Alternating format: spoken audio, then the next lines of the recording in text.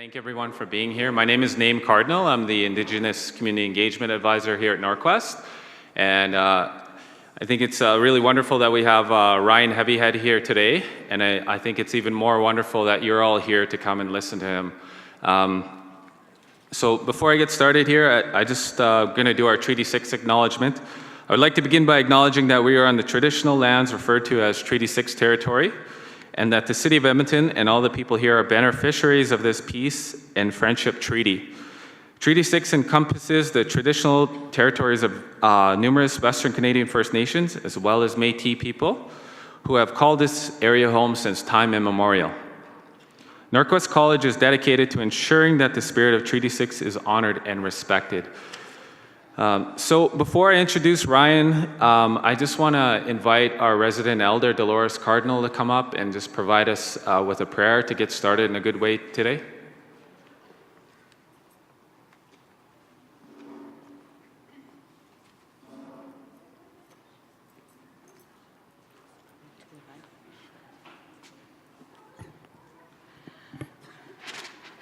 Oh, this reserved.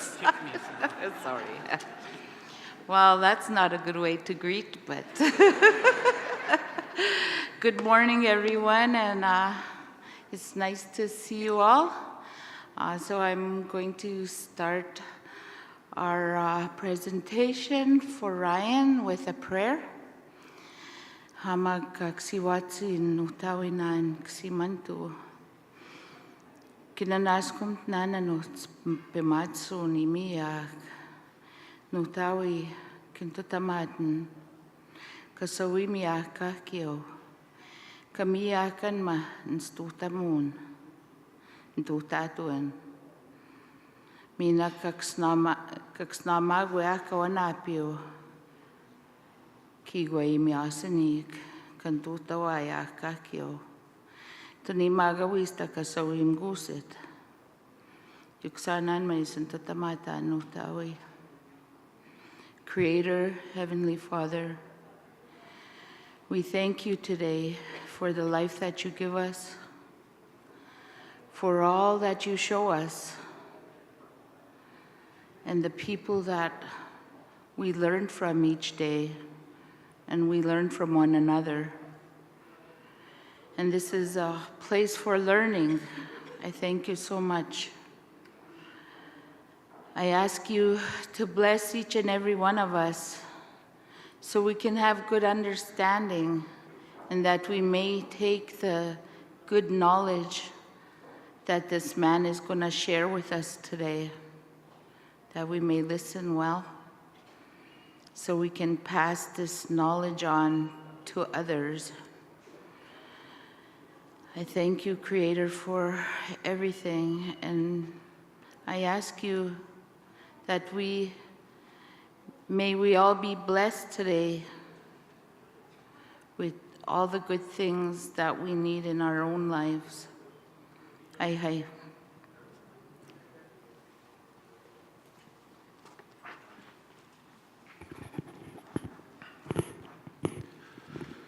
Hi, Dolores. For the prayer. I just want to thank you for asking for blessings on our behalf today. So I'm just going to read Ryan's bio, but before I do that, I just want to say that I had the pleasure of listening to Ryan about 2 months ago over at MacEwan University. He was there doing this same presentation, and I really want to thank my friends over at MacEwan for inviting me to that presentation because it really, I learned a lot that day, and I was really in awe the whole time Ryan was telling this story and sharing this knowledge with us. So I'm really grateful he's here today and that he's here to share this with us at NorQuest College because we need to be learning more stories about this, about the contributions that different First Nations, Métis, and Inuit people are making to mainstream culture in every single way, and I think it's important for us to acknowledge that. So Ryan Heavyhead is a respected First Nations community leader and academic from the Kainai in southern Alberta. He is, forgive me if I'm saying this wrong, Ryan, Ioakimi, or beaver bundle carrier, with a master's degree in cultural anthropology. He was the director of Kainai Studies at Red Crow College and now has a research consulting business focused on traditional knowledge. So I just want to put this little quick plug in there for Ryan. If you have the chance to check out his YouTube page, he has a lot of really cool videos up. He spends a lot of time out on the land, and there's a lot of teaching and learning that he shares within those YouTube videos. So if you have the chance to check it out, please do that. But I'd like to welcome Ryan up here. If you can all welcome him up here, that'd be great.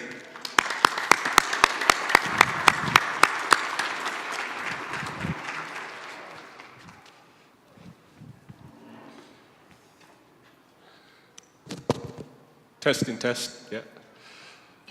Okay, danse. Kitakaneximatsimoch boa. Stono kakayo kaki. It's up in Scots and Ryan Heavyhead. I want to thank Dolores for your prayer this morning to open up this presentation, and Name for inviting me. I think this is about the fourth time that I've done this presentation in Edmonton. I did it a couple of times at the University of Alberta, and just a couple of months back, as Name was saying. So this is a really important story, and I enjoy sharing it. I've been telling this story for probably pretty close to a decade now. And I've been all over the place doing that. And I used to do it in tandem with one of our elders from Blood Tribe, the late Narcissus Blood. He and I were kind of co-researchers on the project that this presentation is culled from. This was one case study in a larger research project that we did. And I want to give you a little bit of background on that first before I get into the story itself. What I'm going to do here today is, like Name said, I'm doing a storytelling, basically. It's not going to be your typical kind of research presentation. The way that this came about was back in 2000. Well, I'll go back to the start of what Narcissus and I were engaged in. In 2002. Narcissus started a program at Red Crow College on the Blood Reserve called Kainai Studies. And the intent of this program was to develop an undergraduate program that would come out of the Blackfoot knowledge paradigm, what we call Naamitapiikoan. Instead of the typical kind of taking courses that are normally in the mainstream and kind of tacking some Blackfoot responses onto some of the curriculum, we wanted to develop Narcissus wanted to develop a curriculum from scratch right out of the Blackfoot knowledge system, and where it made sense to dialogue with the mainstream, he would do that. And so he went about recruiting faculty for this. He had the president, the late Marie Maruli.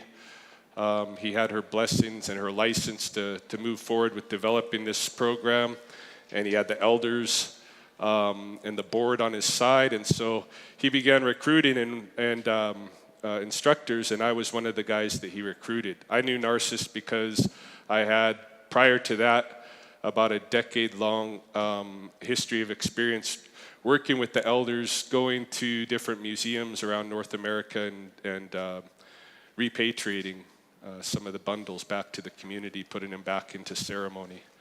So he knew me from that, and at the time I was just going into my graduate studies, and so he knew, as long as I was engaged in my graduate studies, there was ways that he could use me as an instructor. So he brought me in, and we got started.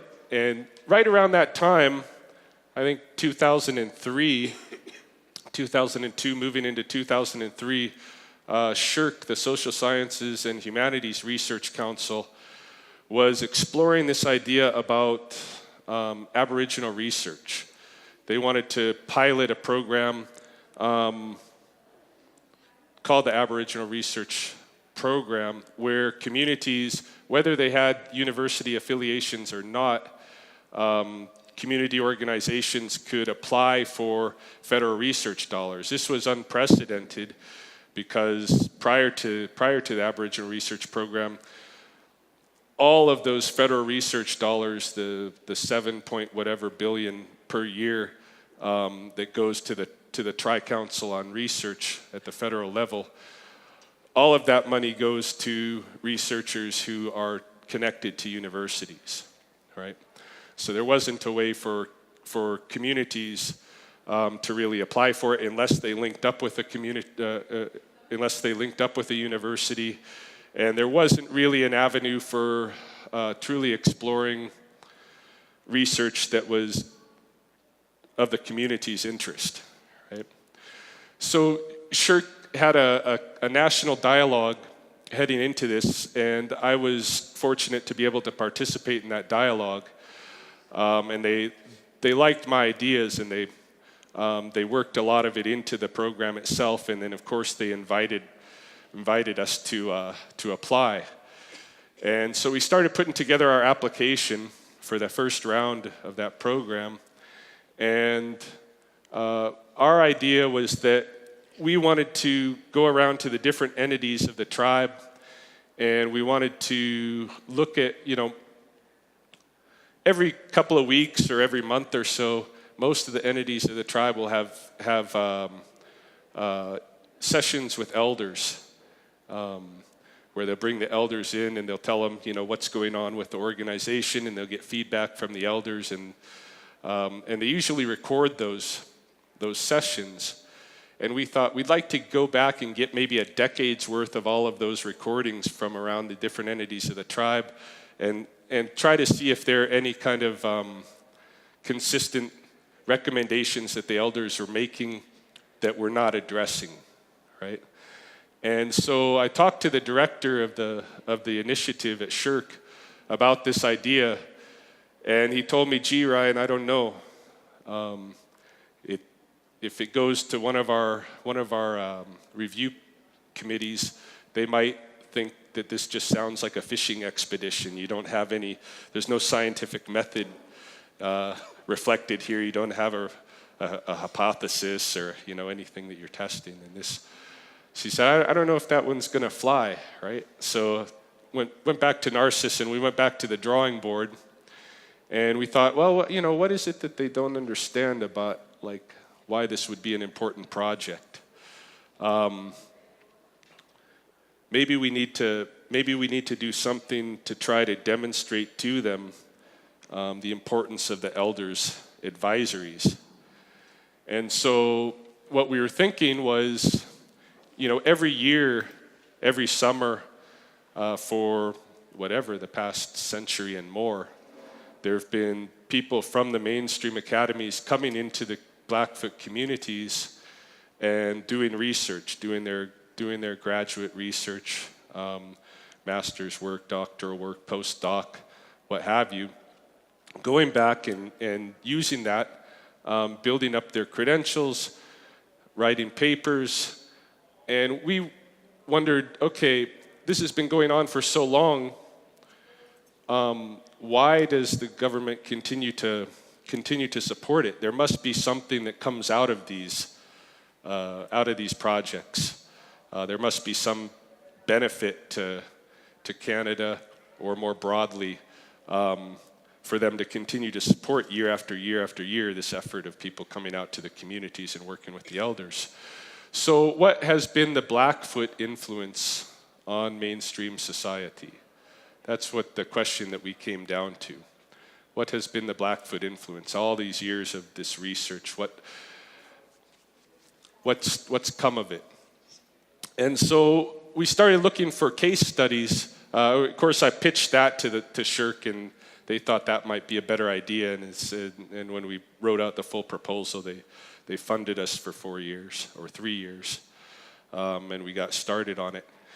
And we looked for case studies, and one one of the case studies that we thought to explore was this story about Maslow and Blackfoot influences on his hierarchy of needs. And at the time, we only really had a very shadow of this story. Hey, what we had heard was that the hierarchy of needs model came out of Blackfoot teepee designs. And this was something that was being told to addictions counseling clients at St. Paul's Treatment Center on the Reserve by the late John Many Chiefs and Corolla Calfrobe. But that was the full extent of the story. It was just Maslow's model came from Blackfoot teepee designs, and those couple of elders were telling the clients at the treatment center that this was a Blackfoot psychology model. And so we thought, well, if there's anything really to this story, that's going to be an important case study, because Abraham Maslow's work, of course, has influenced Western society, hugely. If you've been in, of course, if you've studied psychology, or you've studied education, or you've studied business management, or anything like this, you've had to work with Maslow. And even just growing up in North America, if you went to a school where they served hot lunches and stuff, that's Maslow's influence. If you worked at a job where they referred to each other as family or team or anything like that, this is Maslow's influence. He had huge influence. So we thought we'll check into this story, and so we looked at all the research avenues we could take. We found out that Maslow, after he passed away, his daughters donated all of his papers, all of his notes, everything that he had, to the archives of the history of American psychology in Akron, Ohio. So of course this was one of the places that we needed to go to look. We learned that he had visited the Siksika Reserve, which is the northernmost Blackfoot Reserve, in 1938, and that he'd gone there with a couple of colleagues, and one of those colleagues, now the late Jane Richardson, at the time of our study, she was still alive, and she was turning 100 years old, and she was actually very lucid, and I had the chance to interview her twice and get firsthand testimony regarding the story that I'm going to tell. Of course, we reviewed his published works, and then we talked to people at Siksika, to the elders there, and got testimony from them. And so we came out with a pretty good story. There's still a couple of gaps, and I'll point those out when we go along, but this is an important story in many ways, and the fragment of the story that we'd heard before really is insignificant compared to the actual story, how much his visit to Siksika had influenced him and the work that he did. So that's kind of the background, where this came out of. And so getting into the story itself could start in a lot of different places, but we always started here at Columbia. At the time, the 1930s, this was Columbia College. Now it's Columbia University, and a very prestigious school.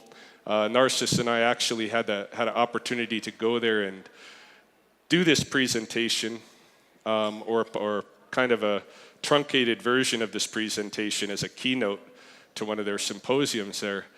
And I was pretty intimidated at the idea of going to Columbia and doing a presentation, because I thought, okay, this is a really renowned institution, and I just don't feel the part myself. I didn't have anything to wear. I remember that. Hey, I remember I didn't have anything to wear, and I was worried. I was like, I don't dress academic. I don't have any jackets or even shirts and ties or whatever, right? So I went to the Salvation Army in Lethbridge looking for something that looked like a scholar would wear, some kind of a jacket, hey? You know, those ones with the with the patches. You can see that I am the real deal, but I just don't have the patches. I bought 2 jackets, and I flew both of them with me to New York, and then the morning we were going to go do the presentation, I was trying them on in the mirror in the hotel room, and I was just like, I can't wait. It's not me. So I just went, I wore this shirt, I think. I've worn this shirt for most of my Maslow presentations, and by this time I should be DXing it. I should be, leaving it as an offering somewhere. But I just keep hanging on to it. But it was kind of cool going to Colombia and presenting because it brought the whole story full circle for us. We kind of felt like we brought it back to its source. And the story starts where we started, is at Columbia, mid-1930s. And this was the place to be if you were in North American academics. Hey, the who's who were all at Columbia. And Abraham Maslow had just moved to New York. He was a young scholar, had gotten his PhD under Harry Harlow in Wisconsin. And he went to New York while his family had moved there. But he was hoping to get a teaching position at Columbia and get into that circle of colleagues who he had read and respected going to grad school. And Columbia didn't want him. Columbia didn't hire him. But he was able to get something nearby at Brooklyn College. He got a teaching position in the psychology department. And then he was able to carry out his interests at Columbia as kind of an auditor of courses for all of these different big-name scholars that he wanted to meet. One of whom was Ruth Benedict, who's here on the top. Ruth was the chair of the anthropology department at Columbia at the time, and this was one of the only anthropology departments in the world at that time. It had been started, it actually had been the first North American anthropology department. It was started by Franz Boas, and Ruth was the first generation after Franz to take over the helm there. And she was very famous. She had at the time, she had a best-selling Patterns of Culture ethnography out on the market. And so Maslow had read her and was very enthralled by her work, tried to get into her circle, and he did that just by auditing her courses and, asking lots of questions, introducing himself, getting her familiar with him, and pretty soon she kind of invited him in. She was doing a colloquy at the time at her home. She was interested in trying to solve problems of Western society, and as an anthropologist, her idea was that she would take inventions from other cultures to maybe apply toward those problems. But she was bringing in people from all different disciplines to these colloquia at her home, and they'd bring a problem to the table and they'd all address it from their different perspectives. So she brought Maslow in for a psychological perspective. Now, let's see. Maslow, his biases coming in have to do with his training, right? His doctoral training. His training was under Harry Harlow, and Harry Harlow, of course, is another very famous psychologist. And Harlow was famous for studies on nature versus nurture, right? Trying to decide whether we're born with all of our aptitudes that are going to take us wherever we go in life, or whether it's something that has to be groomed into us. And he's most famous for these kind of experiments with the rhesus monkeys, taking baby monkeys and seeing how they adapt to situations without a mother. If you give them a cold, steel cage mother compared to a nice soft terry cloth mother, how did they turn out psychologically. Maslow, under Harlow, was doing primate studies as well when he did his doctoral training. And Maslow actually wrote a couple of papers during that time that got him a little bit of recognition. The first thing that he saw with the primates that he wrote about that got some interest was he noticed that, if you feed an animal the same diet day after day after day, originally when they come in, when you offer food, they just eat it all, hey? Like originally when they first are brought into the lab and set up, he starts feeding them. As soon as you introduce food, they eat all the food. But they get to a point where they realize, okay, this is coming every day, and so I don't have to eat it all. So they'll just eat till they're full, till they're satisfied, and then leave the rest, and they'll, continue to eat on it through the day and that kind of a thing. But Maslow noticed that when they eat till they're full and they leave the food, if at that point you introduce something that they're not used to getting, some kind of a treat, all of a sudden they have an appetite again. Okay? And so this he called the salient appetite, the appetite that's over and above just your base level appetite. And this is an idea that would end up playing into his concept, his developmental model, the hierarchy of needs, the salient appetite. The other thing that he noticed that he wrote about with the primates was that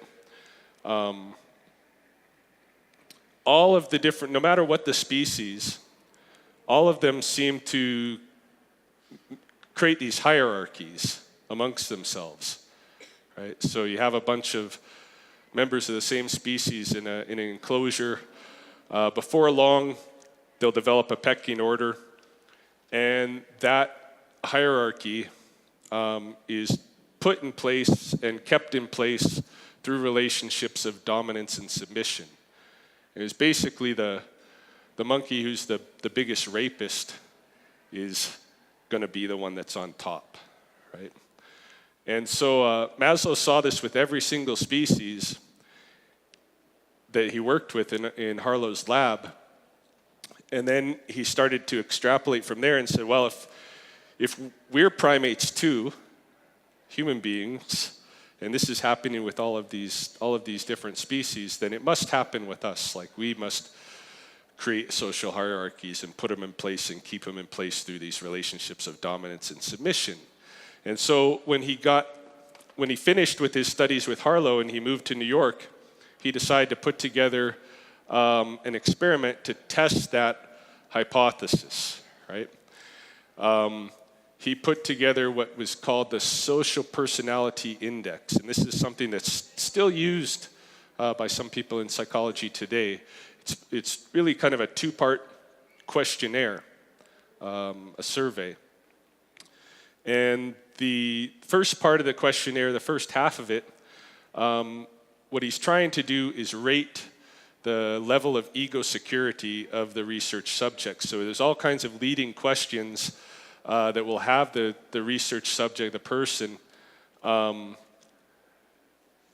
of talking about, how they feel about themselves vis-a-vis other people in their lives. Hey,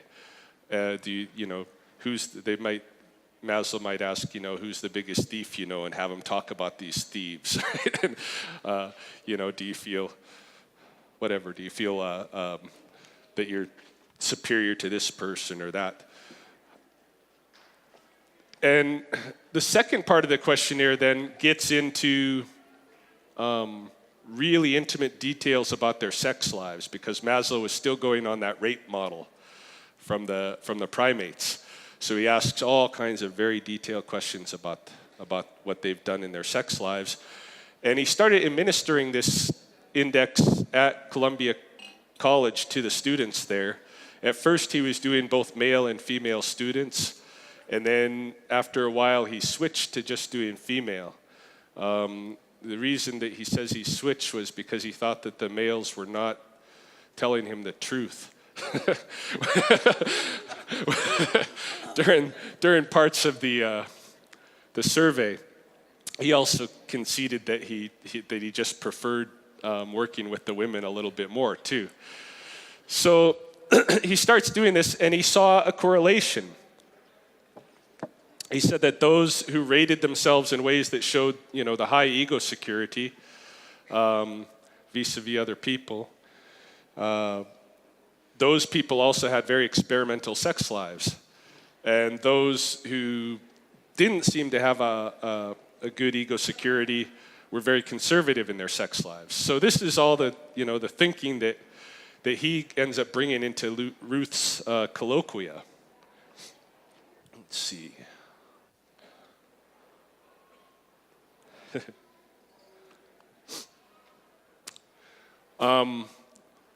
Ruth's question at the time that he was brought in, her big question about Western society was, how can we get away from the competitive nature of Western society?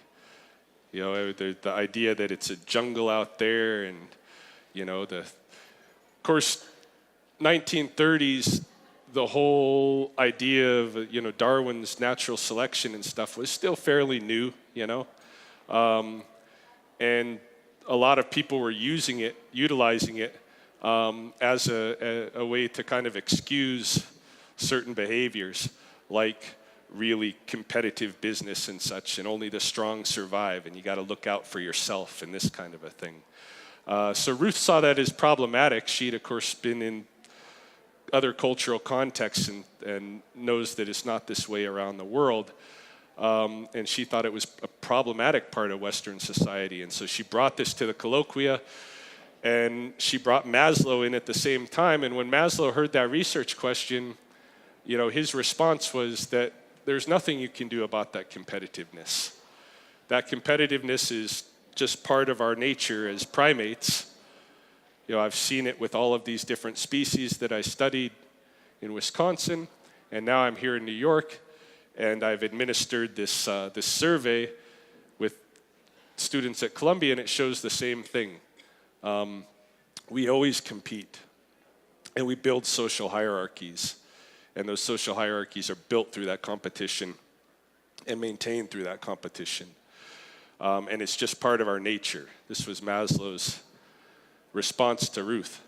And so Ruth, told him, well, young Abe, I wonder if you stepped into another cultural context, whether or not your ideas would hold. Okay? I would like to send you someplace else, and you can test your ideas there. Because Maslow was pretty sure he'd come across a universal aspect of primate psychology and culture. So, and Ruth had in mind sending him to one of the Blackfoot communities. And at the time, she was eyeballing all of the Blackfoot communities as areas of study. And the reason that she was doing that was because each of the 4 Blackfoot communities had recently, of course, been colonized, were on the reserves, but they were being, even on the reserves, they were being kind of attacked by the government in an attempt to take more of the land of the reserve.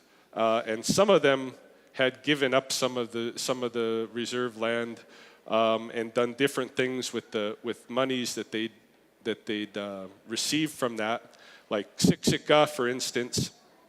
Siksika voted and sold off a portion of their reserve, and then they took the money that they got from that and put it into a trust fund and created what was really the first kind of social welfare program on any reserve community. And that trust fund was used to take care of elders, and it was used by tribal members if they wanted to start getting into farming, this kind of thing. On the other hand, the Piikani Reserve also had a vote, also sold off a big chunk of the reserve, but didn't invest the monies in the same way, and so it kind of just disappeared. And they don't have much to show for it today. At Ghana, Blood Tribe, things were a little bit different. Now, I'll give you an example of what that's like, just so you can see what it is that Ruth was interested in. So, when the blood reserve was first established, this was the primary leadership. This is Red Crow on the left, and his adopted son, Crop-eared Wolf, on the right. Coming into that reserve era, say in the 1860s, I think it was 1865, Blood Tribes was very allied with Sarsi. Sarsi was kind of adopted into the Blackfoot Confederacy. And there had been a battle between the Sarsi and one of the Cree tribes. And a very important leader of the Sarsi was killed in that battle. And so in retaliation, Blood Tribe went to attack the Crees. And in that battle, Crop-eared Wolf was shot in the leg, and he was never able to walk the same way again. Hey, he started instead focusing on horses, raising horses. Originally, of course, like stolen war ponies and stuff, but he built up a huge horse herd.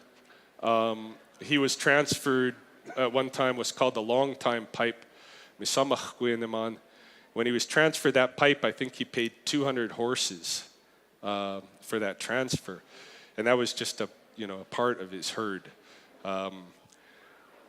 They weren't really interested in settling on the reserve, right?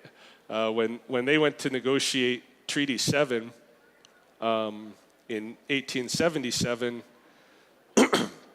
Blackfoot, from the Blackfoot perspective, that whole process, which we'll talk about a little bit later, is understood very differently. What's going on at treaty.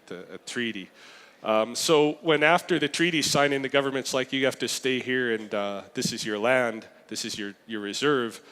Red Crow told them, no, I'm going home, and everybody just followed him, and he went down to the area that's the current blood reserve. The area that was defined by Treaty 7 as the blood reserve is way up along the Elbow River by Siksika. Originally, they tried to just put the Blackfoot all in one area, just one long strip along the river will have the Piikani Reserve and Siksika Reserve and Gana Reserve. Piikani and Siksika Piikani and Gana weren't having it. Siksika was okay with it because that was originally kind of their area, one of their favorite areas anyway. So Red Crow took everybody back and just went to where he would normally live, and continued on with life. Of course, the bison were still there at the time. There was still bison hunting 1877. The last bison hunt was 1883, and then at that time, as you go into the 1880s, Red Crow and Crop-eared Wolf start getting concerned. The bison aren't here. So 1883 was the very last hunt, and then 1884 was really when they decided, okay, we're actually staying here in this area, and we got to ask the government for some help. We got to ask them to supplement, to give us food, right? Give us meat. And him and Crop-eared Wolf started a farm that year, 1884, a 60-acre kind of vegetable farm, in an attempt to feed the community. It wasn't still for another 10 years till 1894 that they started getting into cattle, started getting into trading horses for cattle. The government at that time was offering them a program where a guy, if he had a bunch of war ponies, he could trade 15 ponies for 15 heifers.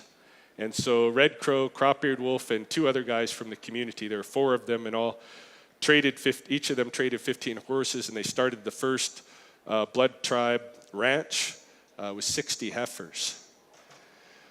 In 1890, or in 1900 then, 6 years into that operation, Red Crow passed away. And Red Crow was such an influence that the surrounding white communities, the newcoming communities, settler communities, they feared him.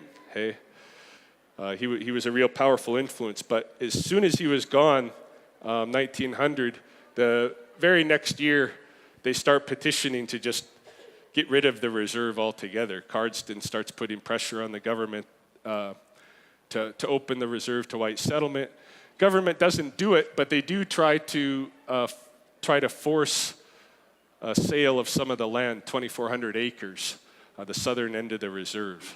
So they make the community do a vote, and the community voted no. They voted against it. And instead of agreeing to the sale, they bought themselves the first steam plow in the region. They took some money. They had been leasing land where they'd been allowing McGill actually to come in and bring cattle onto the reserve, 10,000 head, and they were getting $10,000 a year from that lease, and they'd done that for several years, and so they had a little bit of money. They used a big chunk of it to buy this steam plow, and as far as agriculture went, this put them way ahead in the region because there weren't too many steam plows around. Hey, so they started getting successful in their farming and ranching. 1913, Cropbeard Wolf passed away, and before he went, he passed the leadership on to Shotsbull Size, his son. So in 1913, Shotsbull Sides took over control of the blood reserve, and everything was good at that point. Like their farming and their ranching business was going up. They were leading that industry in the region, and everything looked good. But little did shot both sides know, there's another guy way over in the east that that was going to put a kink in his operations. Duncan Campbell Scott, the famous Duncan Campbell Scott, nice poet, but not necessarily nice guy. Duncan Campbell Scott became the deputy superintendent of the Indian Affairs that year, 1913. He would remain so till 1932. During his reign in that office, the assimilation program for Native communities was just heightened to the extreme. Duncan Campbell Scott wanted to see the reserves abolished. He wanted to see Native people completely assimilated to Canada. He was advocating education and mixed marriage as the techniques to make that happen. Okay, so he was trying to push this, and there was a lot of focus from him on the residential schools. Residential schools had already been in place, for a long time by then, but under his reign, that's when things got ugly in the residential schools. Okay? That's when it was like, we're going to beat the savage out of these kids. And it got very controlling. He hired 650 some very loyal Indian agents to run each of the reserves in Canada. If they betrayed his agenda at all or went against his agenda, he just removed them and put somebody better in there. If there was any sense that the community was resisting the efforts of the agency to do, the business that he wanted them to do, he would send in armed guards to the community to make sure that it was going to happen regardless. He was very heavy-handed guy. And so he starts to have an effect on the Blood Tribe business, right? So by 1917, Blood Tribe owns 4,000 head of cattle, 3,600 head of horses, $60,000 a year in beef production. They're still leasing to McEwen. They're turning out 65,000 bushels of wheat and 27,000 bushels of oats, and they're doing really good, hey? Everything's looking really well.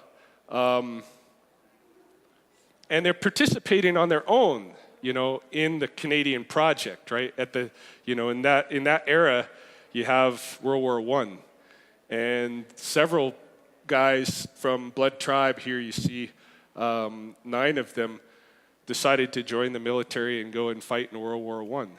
A couple of them didn't come home. In fact, the guy on the top left, George Cummingsinger, he was one of the ones that didn't come home. And I think the guy on the top right corner didn't come home. But they were investing, they were investing in the whole, they were taking up the farming, taking up the agriculture, participating in this. This guy down here on the lower left, Nick King, has a good story that I like to include. This outfit that he's wearing, this photograph was taken in England as he was going off to fight. They were going to go fight in France. The 9 of them shipped over to England to train with the British Army. And before they left, Nick King went to his father-in-law, Ponokaksiksin, Black Elk, and he asked him if there's any kind of protection, any kind of medicine that he could bring with him to war, to make sure that he gets through it okay. And so his father-in-law transferred him this. It's basically a bundle, what he's wearing. It's called Naamitapiikoan, the one-horned. It's a serpent from Blackfoot tradition, a water serpent, and a war medicine. So he transferred this, a whole suit, leggings and moccasins and jacket and gloves and the headdress being the core of this bundle, of course. And so Nick King brought it with him to England.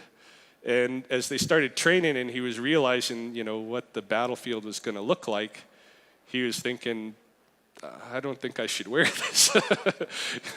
I don't think I should fight in this. And so he asked one of his sergeants there in the British Army, asked him, could I store this, leave it here with your family or something, and while we go off to fight, and then pick it up when I come back? And so that guy agreed. Nick told him, well, if we do this for me, I'll let your family keep the leggings and the moccasins as a thank you, but I just really want the headdress. And he actually took the jacket with him still to fight in France, but he left the rest of the bundle there. They never shipped back to France, and so they fought in France, and then they shipped directly back to Canada. So he didn't get to stop back and pick this up. Later, it ended up being returned by way of the Indian agent making communications and stuff. But when Nick came home, he didn't have it. So he had to go back to his father-in-law without the bundle. And he told him what happened. He told him the whole story of what had went on over there and why he made the decision that he made to leave that headdress there in England. But he also brought something to present his father-in-law as a gift from the war, and that was a helmet with one of those spikes on the top, hey? To replace the headdress. And Ponokaksiksin was very happy for it. He could get that thing from war, get that helmet. And so he decided he would change his name. He would call himself Siksika after that, which means heavy head. That's where the name heavy head derives from. It's a war story. But yeah, so Nick went to war, the other boys went to war and everything. They came home, and when all the other soldiers from World War I were coming home, they were offered this Soldier Settlement Act, right? They were offered chunks of land, quarter sections of land, and $2,500 each to get themselves started in their own little farming and agriculture and this kind of a thing. And the government of Canada, instituting the Soldier Settlement Act, suddenly had to come up with a bunch of land for these soldiers to be given. And where do you think they were going to come up with that? They wanted to take it from the reserves. Okay? They wanted to take it from the reserves. So, 1918, to try to instigate that, they have a vote at Blood Tribe to sell 90,000 acres of the reserve. And this was the sale when I told you about, Siksika sold some of their land and Piikani sold some of their land. This was the same thing. Everybody was experiencing this at the same time. All the communities that had any land were experiencing this. The agents were forcing them to vote to sell big chunks of the reserve. At Blood Tribe, the vote for 90,000 acres, when the vote was done, counted up and everything, they said it was a go. They said the community had voted to go ahead and sell. And shot both sides, he didn't believe it. So he went back to Ottawa and he wanted to see the votes himself. And when he went and he researched the votes, he found out there was a lot of dead people that had suddenly voted. There was a lot of people that were underage that had voted. And it was a fraudulent vote. And he was able to get it overturned. Probably a lot of the other votes in the other communities were equally fraudulent. But unfortunately, they're not shot both sides. Wasn't their leader. They didn't go to Ottawa to check it out, but he did. So he went and had it overturned. And that's where the trouble really began, right? Because now the agent was upset, and so was Duncan Campbell Scott. This community is getting in the way of our progress, right? So at the time, there were no banks for the communities to, the community members are making money in agriculture, but they don't have banks to put their money in. All their money goes to the Indian agent to control, and he's their bank, okay? And so after they refused the vote, then the Indian agent went back through all those votes and figured out, okay, who were the naysayers? These guys are going to be punished. And the people who had voted against that land sale then were not allowed to withdraw money from their bank accounts anymore. Okay? All the money that they'd earned in their agricultural endeavors and stuff, they didn't have access to it anymore. And in fact, the people who had voted yes to the vote, legitimately, the agent turned around and said, hey, I'll give you guys loans so you can develop your businesses further. So he took the money from the people that voted no, give it to the people that voted yes. This is one of the strategies that they started using to put pressure on the community.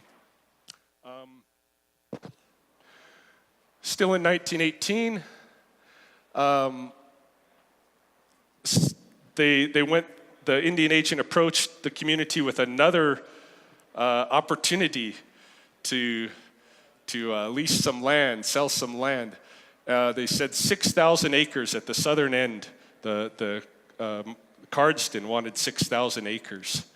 And so what they offered the community was every head of household would receive $24 every year for the term of the lease. And any kind of hay that was grown on the land would be turned over to the tribe to feed the livestock for the winter. And so, the tribe, having turned down the 90,000 acre lease, was looking at the 6,000 saying, this doesn't look too bad, and at least we're going to get something, and we can be, put ourselves in better graces with the Indian agent if we agree to do this. And so everybody agreed. They started signing off on it, and when they signed off, right when they went to vote for the lease, if you signed yes, you were given an advance on your $24. You were given $6. And so everybody was taking their $6 going home. And when all was said and done, Shot both sides took those pages that they were signing, brought them to his interpreter and had him go through them and learn that what they agreed to was not what had been proposed to them. What they agreed to on paper was $6 for the entire lease. That's it, per year, right? Not this 24. No mention of the hay on the paperwork or anything, so they weren't going to be getting any of the hay, and it was just a bad deal. To make matters worse, the government didn't really want to give that $6 to each head of household, and so the following year, when it came time for the next $6 to be distributed, they brought in a guy with a rifle, and he went door to door on the reserve, and he says, there's a dog tax on the reserve now. So if you have dogs, it's a $6 dog tax. and what you can do is you can just sign off here so that you won't get your lease payment. It'll just go directly to your dog tax. But if you don't want to pay your dog tax, I have to shoot your dogs. Yeah. So this is the kind of treatment, hey? What was going on at the time. So of course everybody was giving up their $6 and stuff. And since they had refused to lease the 90,000 acres, the agent just turned around and did it anyway, did it himself. And so he started bringing in white ranchers, lots of sheep, like thousands and thousands of head of sheep and cattle onto the reserve. 50,000 of those acres were in the north end of the reserve, and 40,000 were in the south. If you've been to the Blood Reserve, it's a large reserve, and the kind of ecosystem changes as you go through the reserve. So if you're in the north end, it's all short grass prairie, and toward the south end, you're getting more toward the foothills of the mountains.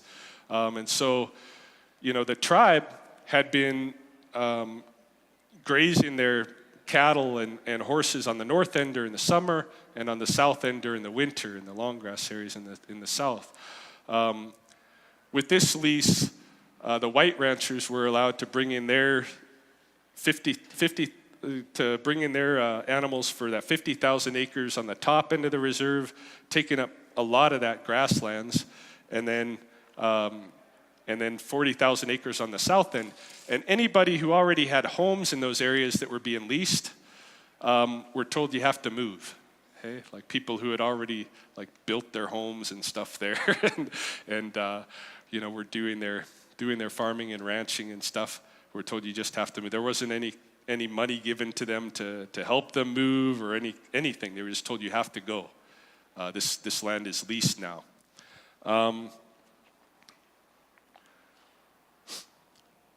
And then in the spring of 1919, further pressuring the community and punishing them, really, the Indian agent said, you guys are not allowed to do your spring roundup.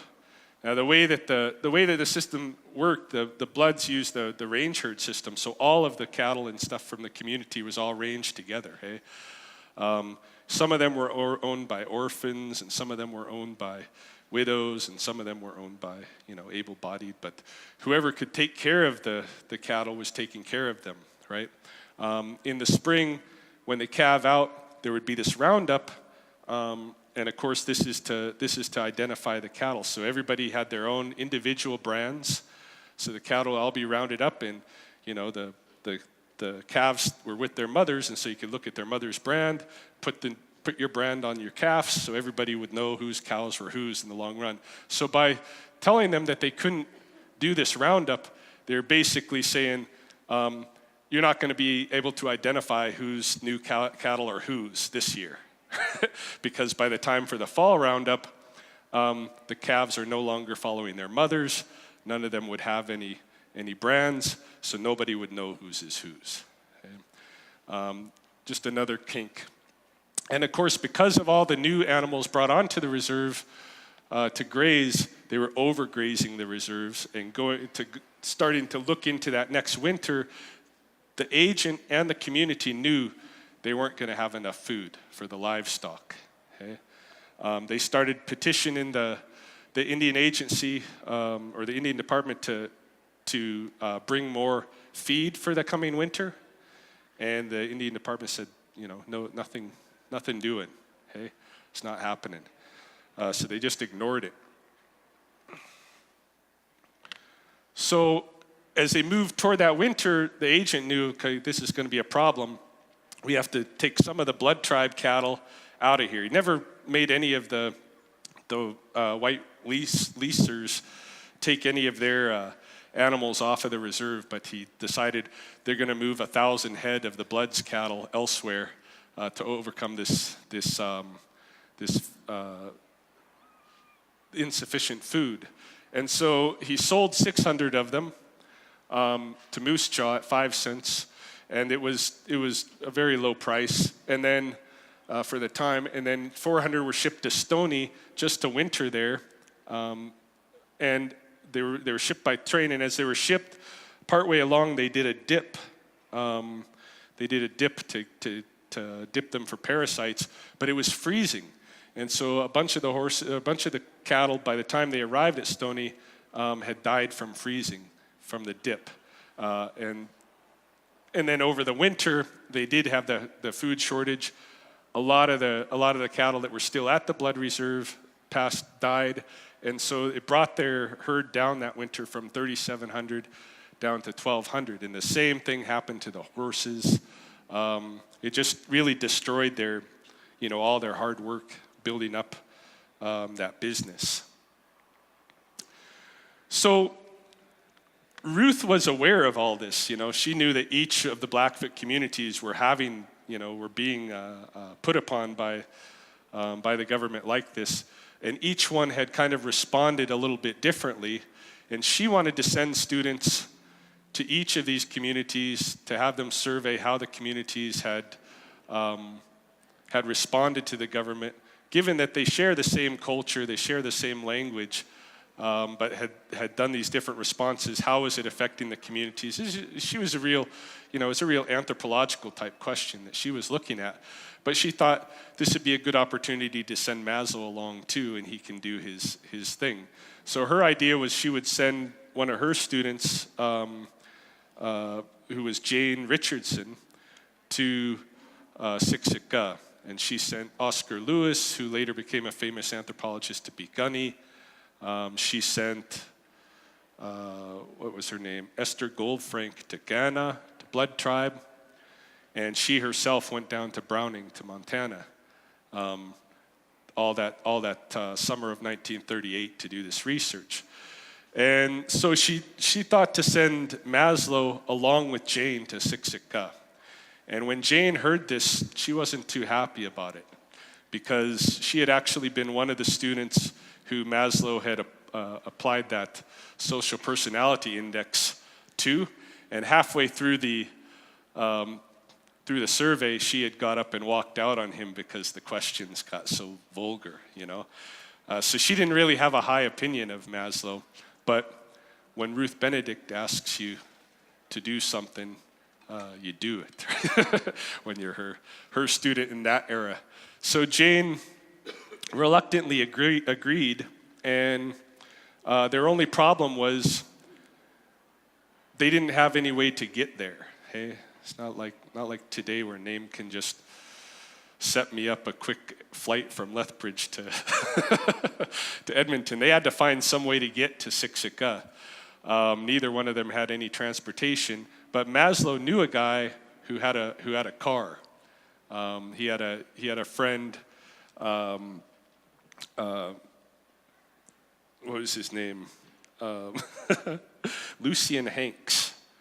Lucian, who had been a fellow graduate student in Wisconsin in psychology. And Lucian had a car. So Maslow got a hold of Lucian and says, hey, do you want to come up with us, me and my other colleague? We're going to Siksika. We're going to be doing this study. I'm looking at, such and such, this social hierarchy building, and I want to run this social personality index at Siksika. And Lucian was all into it. He said, for sure, I'll go. In fact, Lucian had been scheduled that summer of 1938 to go overseas to do some research, but as it happened, just the year before, his brother had passed away, his only sibling, and so his family was really reluctant to allow him to go overseas. So when this opportunity came out, he jumped on it. He would go with. So the three of them jumped into their car, jumped into Lucien's car. They rendezvoused in Wisconsin, jumped into Lucien's car and drove to Siksika and brought with them just a letter of introduction from Ruth Benedict to present to the Indian agent, and headed up. So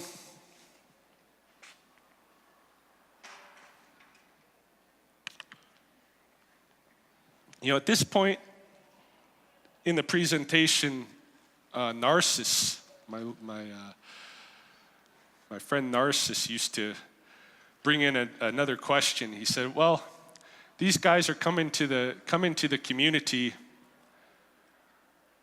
How equipped are they to understand or appreciate anything they're going to experience when they arrive at Siksika?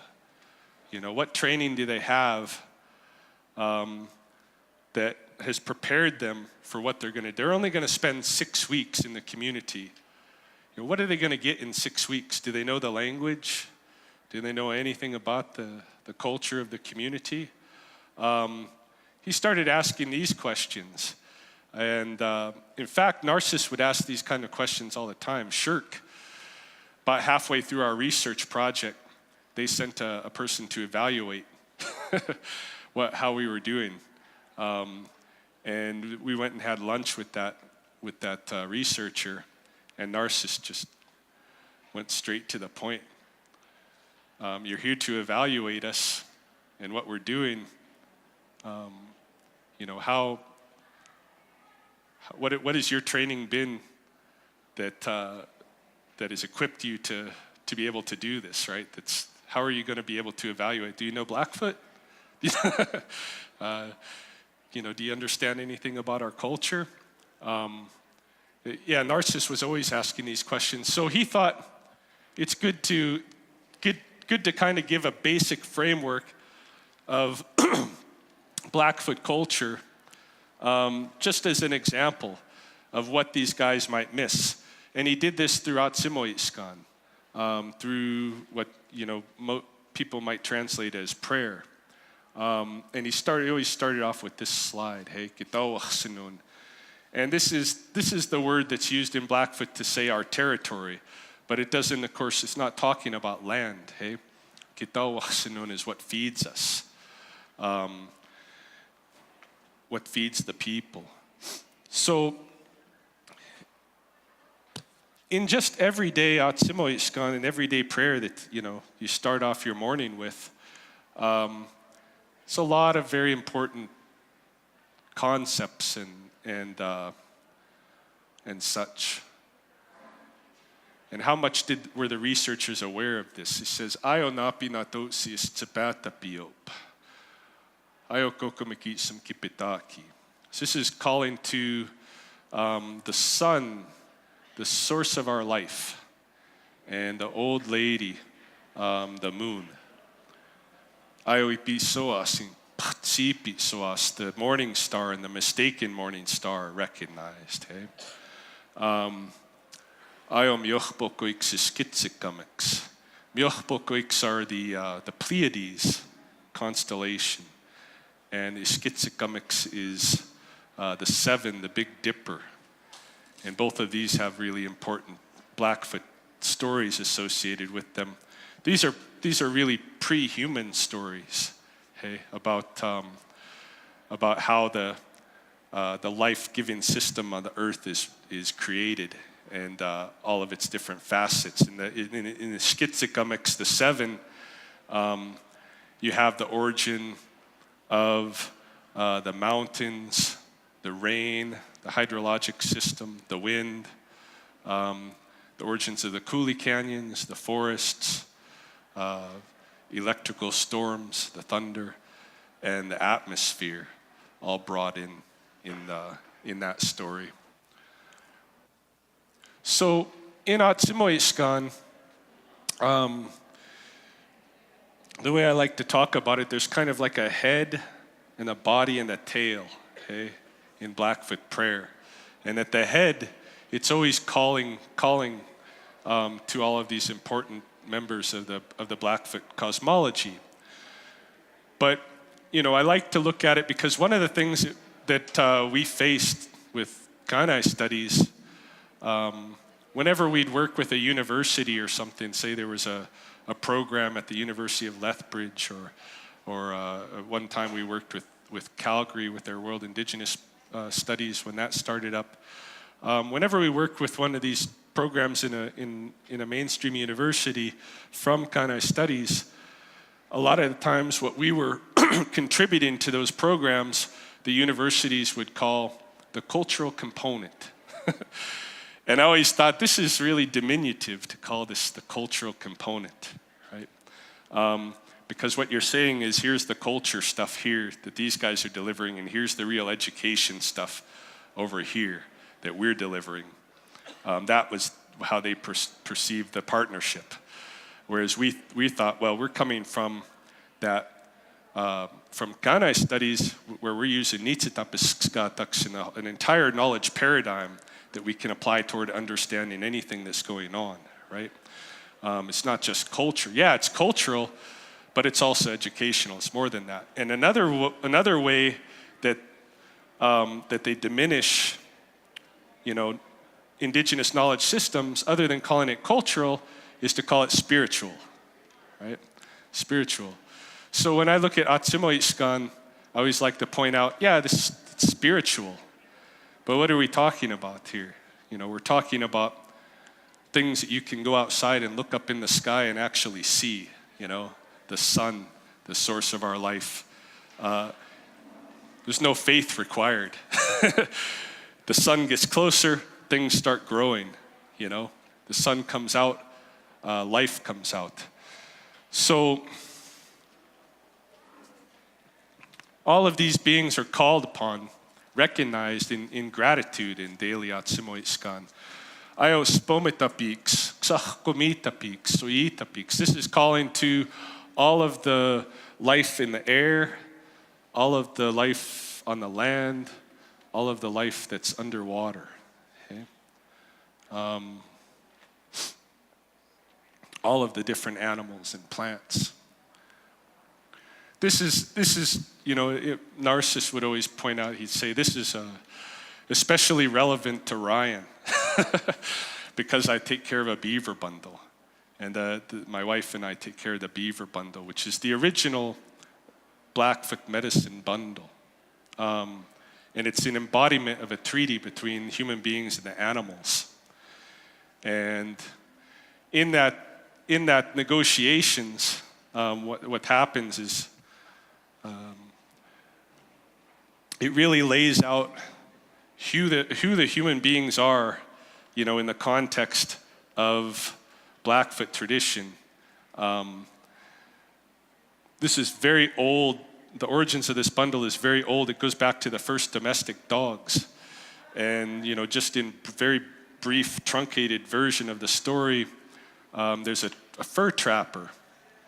And the fur trapper is living up at what's called now Lower St. Mary's Lake, but used to be called Bachtomachsikimi, the inner waters.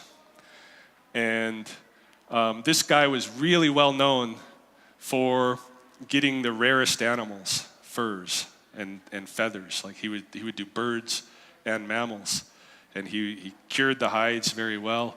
But he would find ones with special plumage, albinos and lucid animals, and all of these kind of different colored variations. And he'd kill other animals too. He was just a real hunter and trapper. But he was also a loner. He didn't want anybody around him, right? So he had his young wife and infant child up there living with him, and that was it. He didn't want anybody else around. So even though he was gone for, sometimes days on end, and always at least all day long, checking his trap lines, even his wife was getting lonely, but he would refuse to let them have anybody else camp around them. He thought it would scare off the animals. And when his wife asked, well, can I just go live with my family while you're doing this and then come and get me? He said, no, I'd really prefer you to be here. And so she ended up having to just live up there being lonely. And ultimately, the animals around that area started paying attention to what was going on, and this young beaver, bachelor, transformed himself to look like a human and approached her and charmed her to come with him and took her away to live with the beavers. And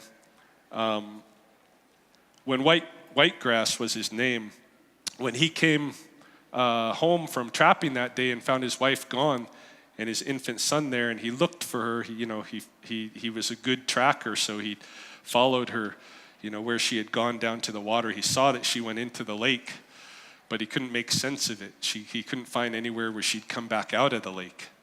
And so he started thinking maybe she drowned. Or he did find at one part of the shore, he found an area where there were some grizzly tracks. He thought maybe she was taken by a bear. And when night came and she still wasn't home, he was sure that she had passed away. So he was mourning for her. He started crying. But more than that, he had his infant son there, and they were far away from other people. And in those times, you can't just go to Shoppers and buy some Simlac or whatever, right? Without the mother there, it's a real dangerous thing for the infant. So Whitegrass was mourning his wife, but he was also worried that his infant son was going to die too. So he was kind of double mourning.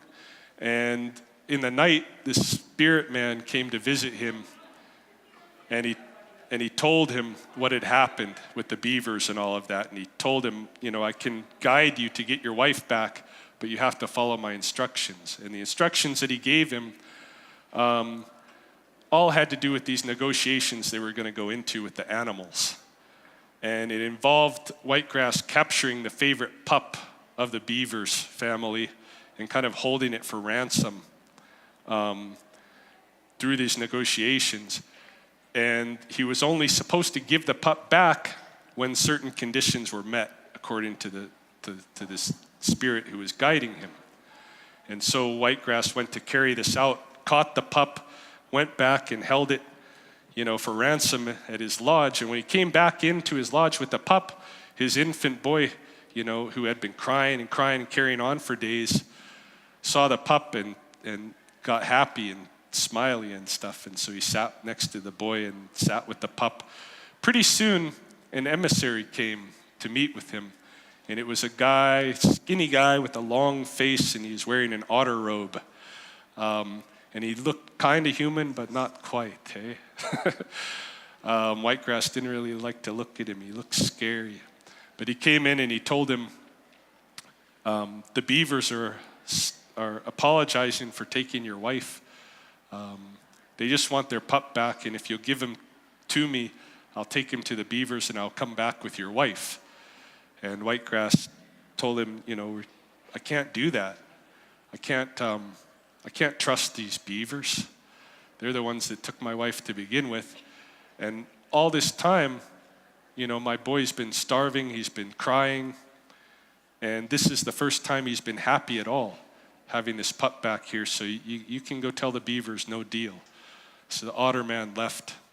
And later on in the night, a large procession was heard coming from the lake and went around his lodge, and they started coming in. And the first one in was his own wife, and she was carrying this small bundle on her back. And she was followed by these squat beaver people, and the otter man was there, and there's all kinds of different creatures.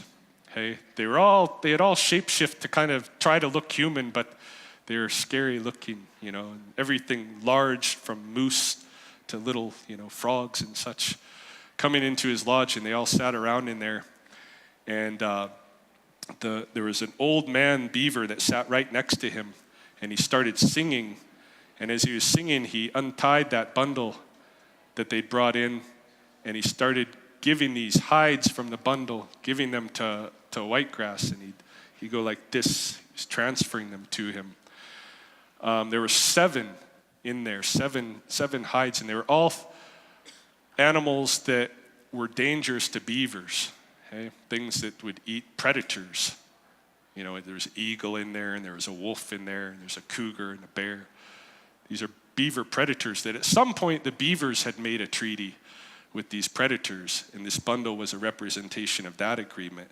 Now the beavers were giving it to Whitegrass, and after he sang him the songs and transferred this all to him, he told him, you know, this is our bundle, this is what protects us, we're giving it to you, and we brought your wife back, and all we want is our pup.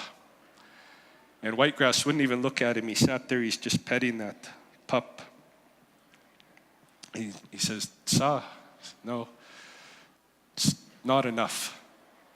And at that point, the otter man stood up and addressed the other animals. He said, the nerve of this human being. They only just arrived here. They've only just come. He's making demands on us. And why should we accept these demands? You know, look at him. This guy can't run very fast. You know, can't climb trees very good. Can't swim very well. Can't fly at all. He's soft. He's slow. He's weak. Why don't we just all gang up on him? You know, why don't we just eat him? And all the animals were considering this. Hey, they're looking at each other thinking, yeah, maybe we should. Easy enough. And the old beaver thought about it, and then he finally spoke up and he told him, yeah, we could definitely kill him. It'd be easy enough. Eat him, be done with it, take the pup back. But if we do that, one way or another, the humans are going to find out about what we've done. Hey, the other humans are going to learn about it. You can't hide something like that, right? It always gets out, one way or another. So if we do that, in the future, when the human beings see us around, they're going to want to kill us.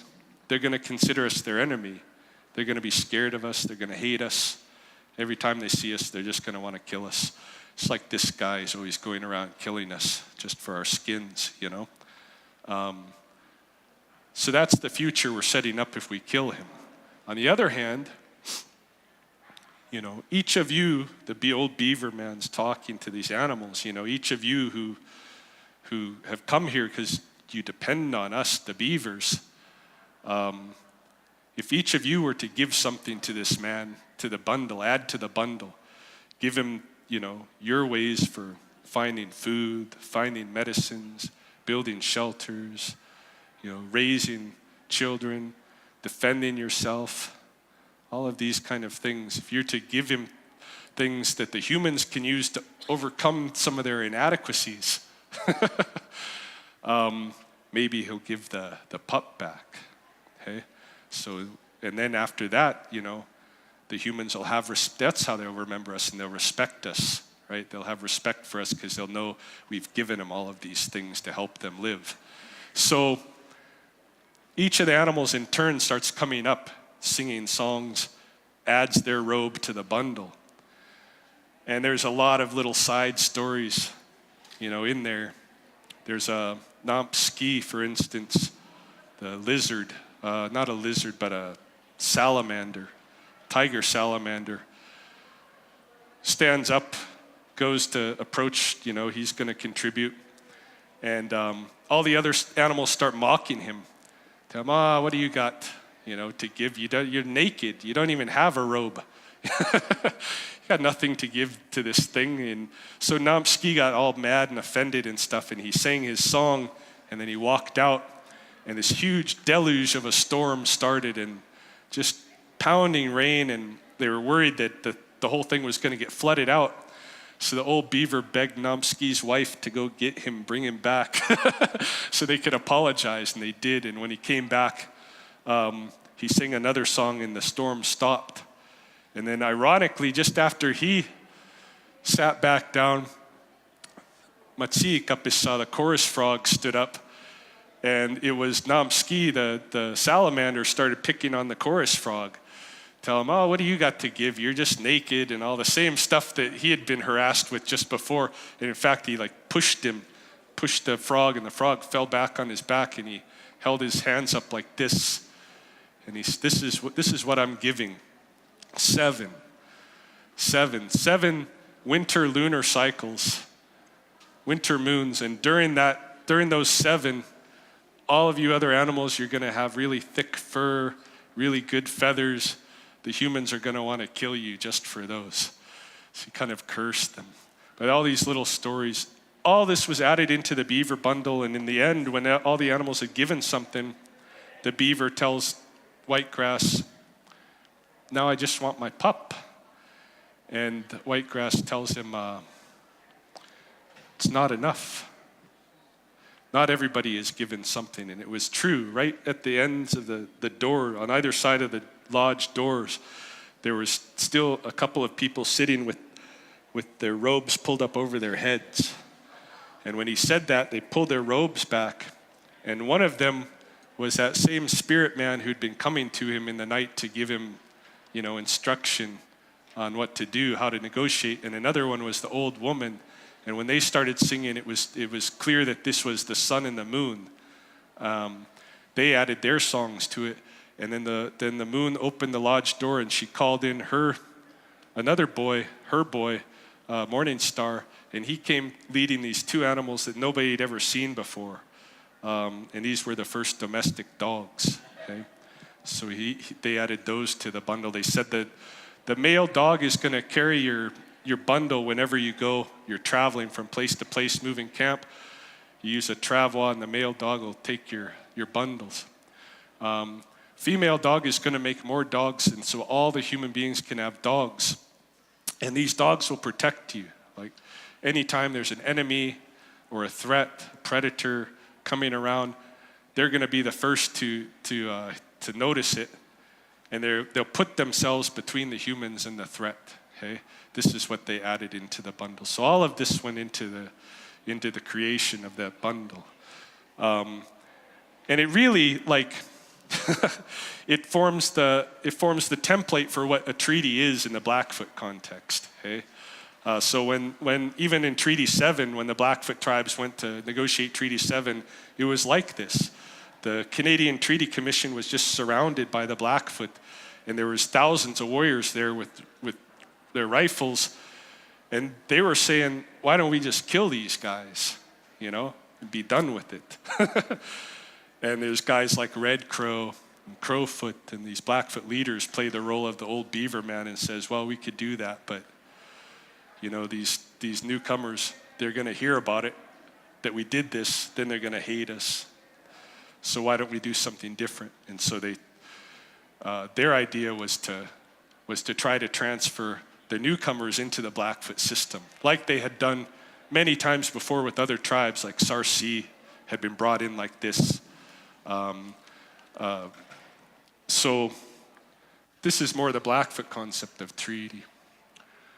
This is a beaver bundle here on the bottom, by the way, for just a visual perspective of it. And that on top is a thunder pipe. So Naamitapiikoan, the sacred people, are called upon. And these are all of those, like Whitegrass from those old stories. Hey? And all of those bundles are called into the prayer. Kitoka kiosat binan. This is moving into the body. Hey, we've done the head of the Atsimoiskan. Kitoka kiosat binan means we have a high awareness of you. Like we're very aware of you. This is a photo that Narcissus had taken just down below his house, and he grew up hunting and stuff, and he said, it's really important. You look at this, and somebody that knows what they're doing out there is going to be able to read a lot of the signs and what's happening. A hunter is going to be able to know what's going on here. But not only is he going to know what's there and what resources, what he might hunt, but he's also going to be able to evaluate this and know the dangers. Hey, so coming to develop a real high awareness of your environment. This is a Blackfoot value. Okay, this is a Blackfoot value, and my training with the beaver bundle has been a lot of this kind of training. I spend a lot of times outdoor in the looking at the ecosystem, looking at the relationships between plants and animals, and looking at how the behavior cycles change with the lunar system. Naam had mentioned my YouTube channel. Some of that stuff is on there. But if you ever do look at my YouTube channel, just be aware that I use it as a journal. And so it goes all over the place. You know, you're going to see Blackfoot stuff, and you're going to see, you know, martial arts, and you're going to see the city of Lethbridge hires me to control rattlesnakes. So I do a lot of rattlesnake relocations out of neighborhoods into the coulees and stuff. You'll see a whole bunch of stuff on there. But some of this for sure, paying attention to the environment. Kitai sok spinan, you feed us. You know, you feed us. Again, yeah, it's spiritual. Blackfoot prayer and this perspective, but it's also just like down to earth. You know, you feed us. You dip water for us.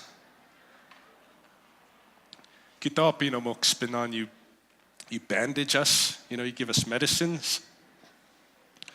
All of this is just expressions of gratitude to those ones who were called on before. It's really hard to translate this into English in a way that I think does it justice, because it just sounds hokey in English, but it's more like something like we recognize your superior power, you know. We use this slide because this Naamitapiikoan Chief Mountain is the home of thunder, right? And that thunder pipe that you saw in the slide a couple of previous, the one that was hanging above the beaver bundle, that's where this originated, hey? At Chief Mountain with the thunder. And it was another like the beaver bundle origin, except in this case, it involved the thunder stealing a human woman, and the thunder at that time was just killing people left and right. Hey? Really, like had no qualms killing humans. But a kind of a spiritual battle played out where the humans called on animal allies, in particular the crows, to fight the thunder. And they did, and they made the thunder submit. And then as a result from that, the thunder gave the humans his pipe, so that every year now when the first thunder is heard, people that are taking care of thunder pipes will open their bundles publicly, take the pipe and bring it outdoors to the to present to the thunder and show him, you know, we're the ones who have your pipe. We're the ones you're not supposed to hurt. We have an agreement, hey? Much like the very first beaver bundle that just had the predators of the beaver in there, hey? So there is this Blackfoot recognition in Naamitapiikoan too, that there are, like the Standing Alone used to say, you know, if the sun just makes one little mistake, that's it for us, you know? One little solar flare could be the end, hey? Enna goat siop. We coexist in mutual respect. Again, this goes back to that, you know, the kind of values and philosophies from the beaver bundle.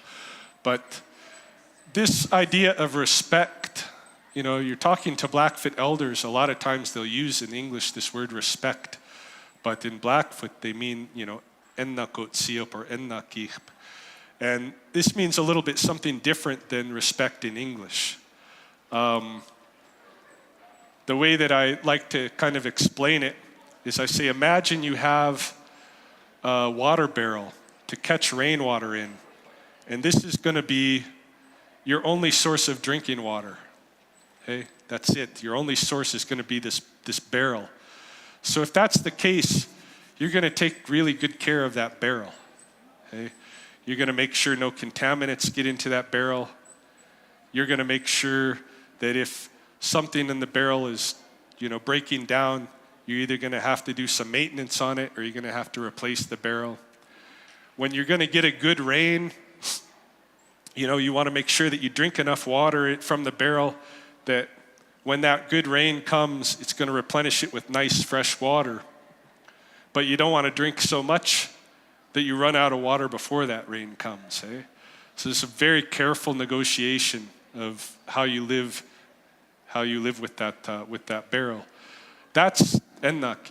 That's having respect for it. You recognize that your life is interdependent with it, right? And so you treat that relationship as such. And so this is another one of the kind of the ideals to try to live up to in all of our relationships.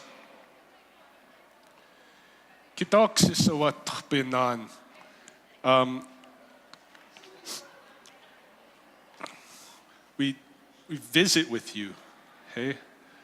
Narcissus used to say, like, if someone, if the who would speak for the land, hey? If the land wanted to speak, who would speak for the land? And he says, here it would be Treaty 6 people who would speak for the land, hey? And at Ghana it would be Blackfoot people who could be able to speak, to translate for the land. But we visit. We visit, and visiting became very important in our research. At Red Crow College in general, became one of our main methodologies. Shirk was really interested in what kind of methodologies we would use. One is to visit, hey, to sit and visit. Maybe this is part of what they didn't understand in our first approach to Shirk. What came out of those kind of visits is important. I learned a lot about visiting because, I didn't, in the context of working with Ghana studies, because I didn't grow up at Ghana. I grew up in Western Oregon, and I was just enculturated in the mainstream for the first half of my life, and then ended up marrying a girl from the blood tribe and working with repatriations with the elders, and then working with Narcissus and Ghana studies and stuff. I had to learn this as a second culture. And one of the things that I had, in my mind from the mainstream culture was that visiting doesn't necessarily mean much. If I say I'm going to go visit a place, for instance, I'm going to go visit Disneyland, it just means I'm just going to go there, In Blackfoot language, when you're talking about visiting, it's very transparent that you're actually meaning that you're visiting, that you're sitting and visiting. And so we started to take our students in Ghana studies out to sacred sites. Atapisco, they're called. It means that they have a living presence. It's a living place, Atapisco. So we go to sacred sites, like this one here in the photo. You don't see it, but this is a really big sun effigy, what people would call a medicine wheel, right? It's not a wheel, those spokes and stuff are sun rays. But yeah, we would go visit these sites with our students, and when we go there, a lot of times we'd bring an elder with us, and we'd bring a pipe, and we'd bring an offering like a kidney or something, and we'd go and we'd sit at the site with the elder, and the elder would pray with the pipe. We'd all smoke and pray with the pipe, and then we'd cut up that kidney and we'd feed some of it to the cairn, and then we'd eat some ourselves. And we're basically sitting and visiting, hey? Visiting and sharing food, just like you do to enhance a relationship with people. When you're dating and stuff. If you don't bring a lady to eat, that relationship's not going to go too far, right? So the same thing with these places. Eating together is an important part of visiting. And I started to change the way that I thought about visiting and the way that I started to think about conceptualizing these places as a result, because I couldn't really associate too much with the idea of the living place. But as we did this over and over again, I started to change, and then I started to recognize in the mainstream tradition how differently these kind of places were perceived. Okay, some ways similar, some ways different. Like if we go to Head Smashed In, Buffalo Jump, or Riding on Stone, or one of these kind of places that's been converted into a heritage site with interpretive efforts and all of this, I start to see in those places that the mainstream would also be approaching these places as important elders, just like we were from the Blackfoot tradition. But in the mainstream, those elders are considered dead, right? The dead elders. And so, rather than sitting and visiting and feeding and eating together and this kind of thing and sharing and talking, the ways that you learn from those places in the mainstream is the same way that the mainstream learns from their dead in their tradition, right? So if you want to learn something, you cut it open and you do an autopsy. This is what archaeology is all about. You open it up and see what the inside tells you about the past, because the present doesn't matter because it's not living. And you want to try to preserve the body, right? Try to preserve the body. So you're not really allowed to go to those places, heritage sites, and engage with them as human beings. I know one time we were up at one of these sites. I was up with my students, and there just happened to be an archaeologist from up here in Edmonton, from the government, that was down there doing a survey. He saw us at the site, came and asked what was going on. I told him about our class and everything, and he thought, I'd like to talk to you and your students and tell you a little bit about what we're doing, with these sites. So that sounded cool. So I said, okay. He talked to us, but he went on and on about how, you don't move anything while you're up here. Don't pick up any rocks or change anything. You could be charged, $10,000, $30,000 or whatever. And I told him, well, what if the rock tells you to move it? There's none of this kind of perspective. It's a dead elder, and in fact, every time now when I see one of those interpretive signs, to me, it just looks like a tombstone. Here lies whatever. So I start appreciating a lot the living. Dakat Siksika spinan. We'll make amends is one way to talk about this. This is really important. This is Narcissus, by the way. Like I said, this used to be his portion of the of the presentation. He's on top of the West Butte of the Sweet Pine Hills in Montana. And he said, as a young guy, he'd been up there on that butte, and he said he could practically run up there, It was nothing for him. And in fact, he had a good memory of, when he had gone up to the top of that butte, all he wanted to do was get back down, because at that time, Coors beer had just been introduced in Montana, and he couldn't wait to get back down to have some Coors beer. And then later on, in life, he gave up alcohol together, and he climbed up to make this offering, and he said, this was way different. Hey?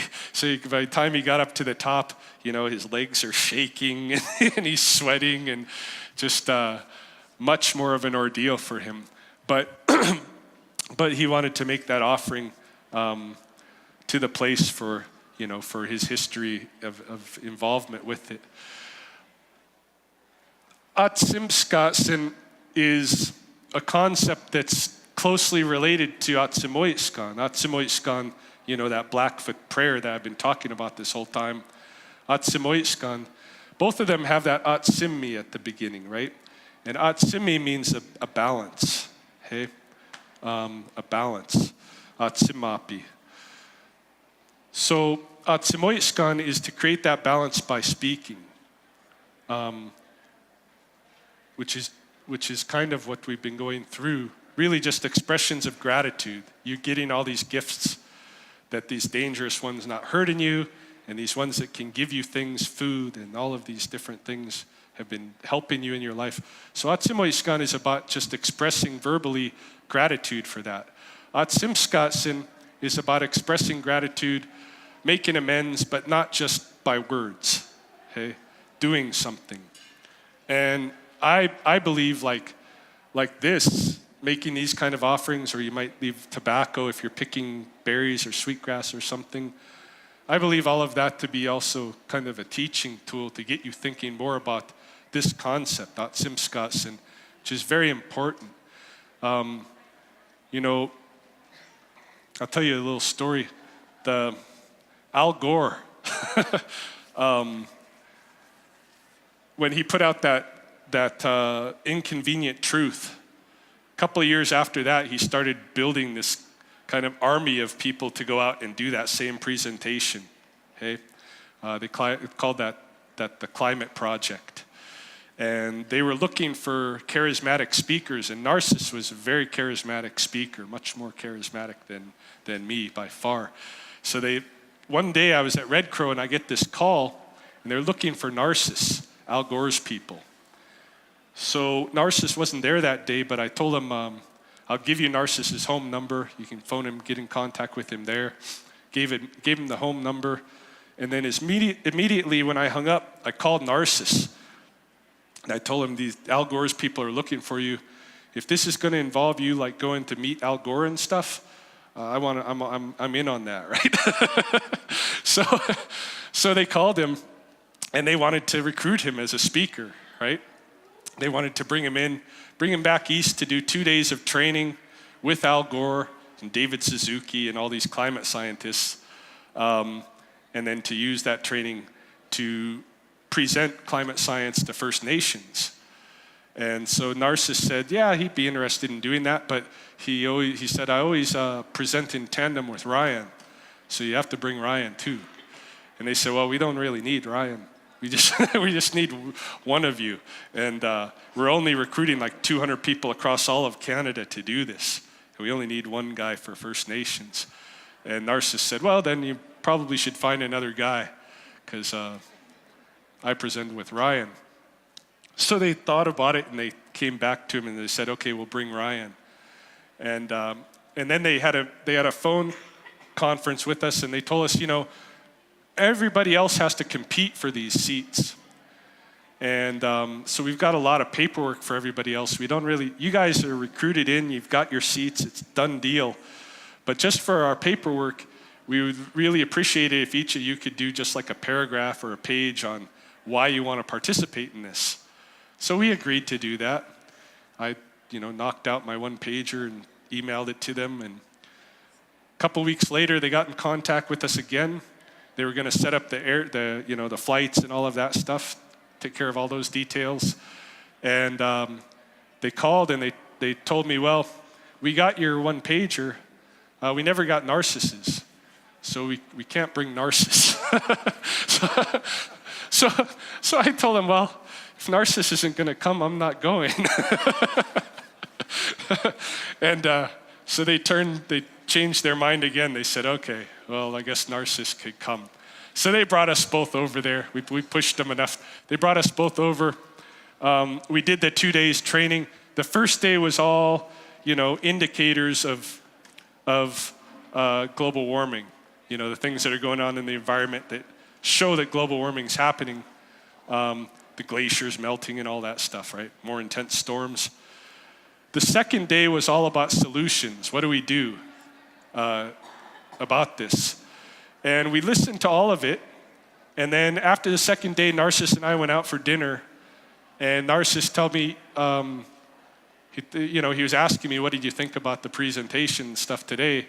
So we were talking about it, and Narcissus says, the thing is, they still don't have any clue about atsimskasen. All of the solutions that they presented us today are take less solutions.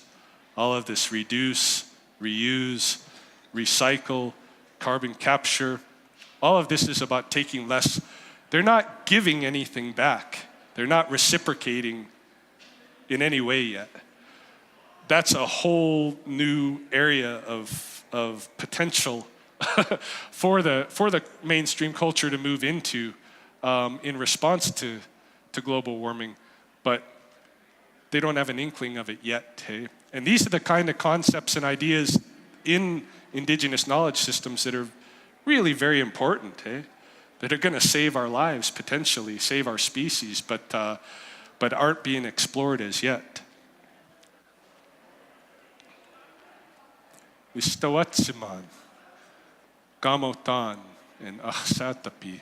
This means how we raise our children, the ways that we raise our children, escaping from danger, and having a pleasant life. Okay? Just all core values. So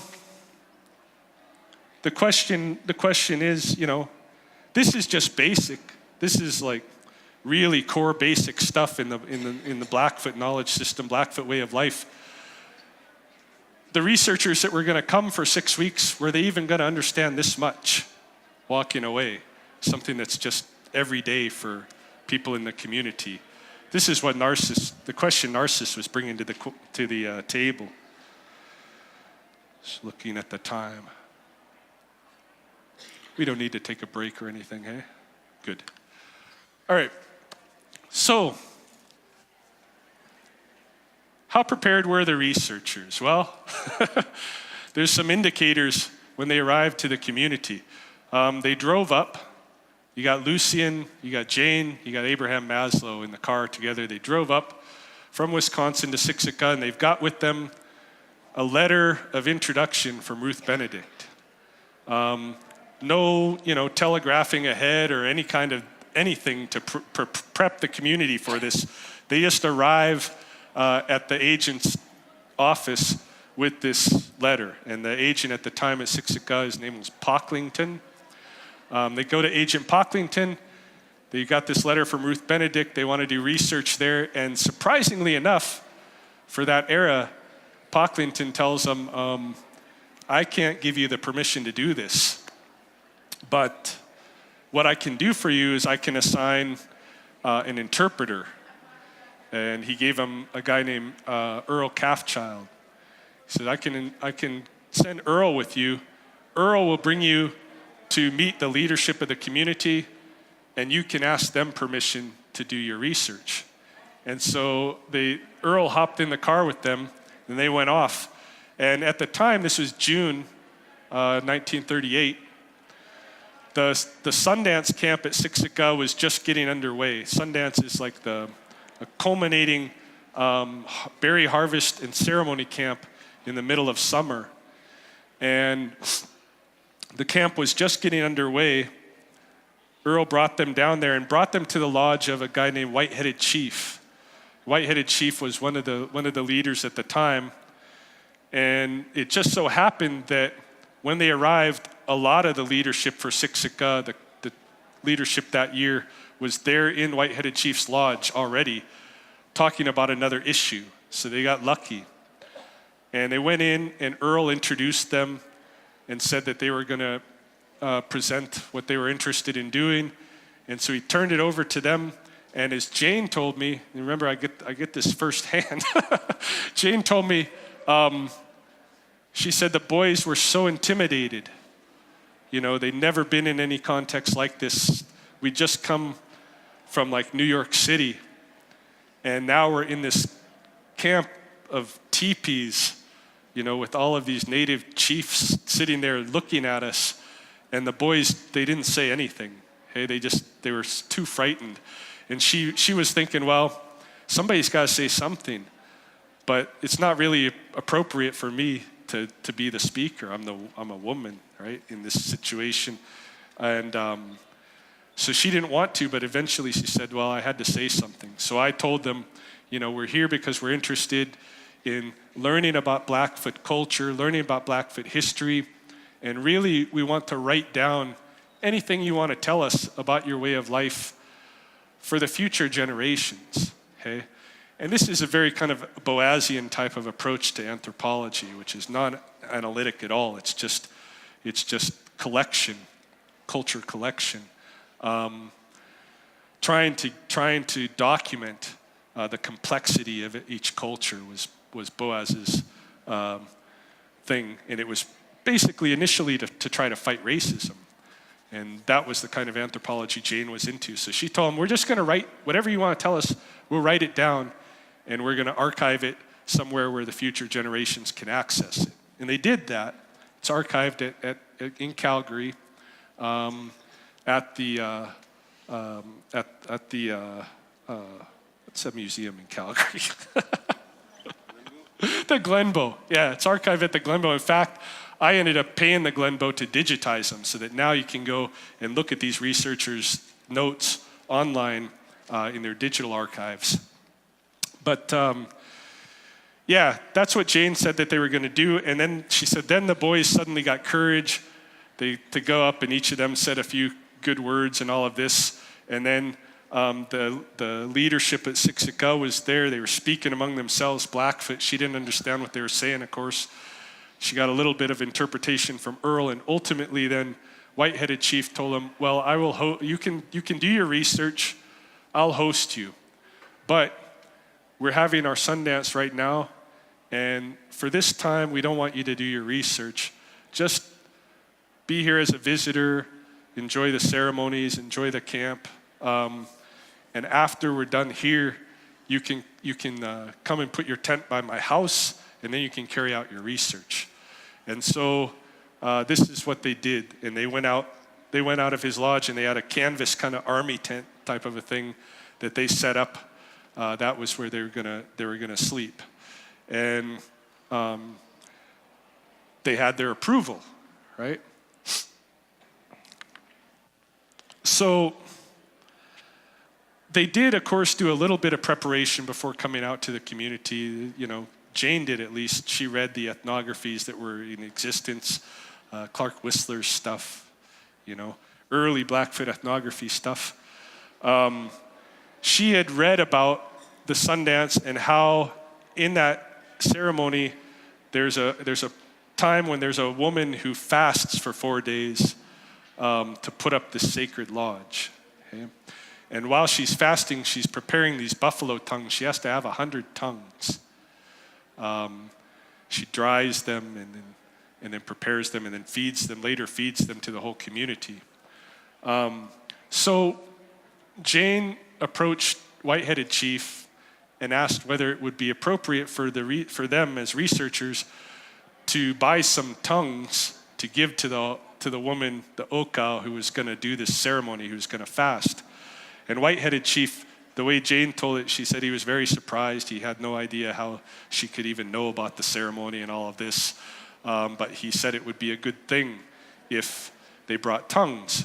So they went to the butcher shop in Gleason, and they ordered 3 tongues. And the tongues came by train from Calgary the next day. Each of them had a tongue. And they went to... they went back to the camp with their tongues, and White-headed Chief told them, well, you can't just walk out there like willy-nilly. I'll take you out there. He gave them Hudson's Bay blankets to cover up with, to wear, and led them out, walked them very humbly out to this Okuyas where the woman is doing her fast, went into her lodge, and they presented their tongues, and she accepted them, and she painted their faces, and she said prayers for them. Okay? And as they left, the way Jane tells it, she says, it seemed like every eye in camp was on them. And to her, everybody was looking approvingly at what was going on. And she thought, this is where they really got their community buy-in to do their research, was the community seeing them doing this, giving these tongues and all of this. That was her perception. When I talked to people at Siksika, to the elders there, lo and behold, I learned that the Siksika elders at that time had their own intentions about what they were going to do with these researchers. In fact, there was some pretty good memories of what happened at that camp. They were able to name a lot of the people that were in the lodge, White-headed Chief's lodge, when the researchers originally showed up. And they told me that when the researchers went outside to go set up their canvas tent, those guys, White-headed Chief and the leadership in there, they sent a runner to go and get their elders, to go call on their elders and bring them in, because as everybody knows, even like the leadership of the community is not the elders, right? Leadership is maybe the upcoming elders of the future, but they all have their elders. So they went to go fetch guys like Crooked Meat Strings and Awapotas, Fat Horse, bring them in and tell them, okay, we've got these guys here. They say they want to write down anything we want to tell them, and they're going to put it away for future generations. What should we tell them? And what they were advised was, let's tell them about tobacco planting. Because at the time, Siksika was the only Blackfoot community that was still doing the traditional tobacco planting. That ceremony itself was a big deal. It's almost like a Sundance in itself. They were the only ones doing it. It had already been lost in Montana and at Ghana and at Piikani. That tradition had gone away. Everybody was just using trade tobacco instead of Blackfoot tobacco. So they said, let's tell them everything about tobacco planting. Tell them how, what are its origins, how we do it, run through the whole ceremony with them, tell them the songs, what they mean, everything. And so if you look at their notes, if you go to the Glenbow archives online and you look at Jane and Lucien's notes, there's not much from Maslow in there. There's a couple of things in there, but it's mostly Jane and Lucien that had field notes in there. You're going to see about 70% of their notes are all about tobacco planting. Okay? This is what the elders intended to use them for, and it's actually played out. This last summer, in the 1950s, tobacco planting at Siksika ended, just like the elders thought it might. And then just this last summer, tobacco planting at Siksika started up again, and it only was able to start up as a result of this collection process, of this documentation process that the elders engaged in with those researchers. Without those study notes and such, it would never happened again. So the elders had their own intentions. They had told the researchers not to get started on their project until after the Sundance, but if you look in their notes, from day one at Sundance, they're already making all kinds of notes. Okay, one of the first things they started paying attention to, the three of them, because it was something different, was the teepee designs. I can relate to this as somebody that came into Blackfoot communities as a foreigner at one time, right?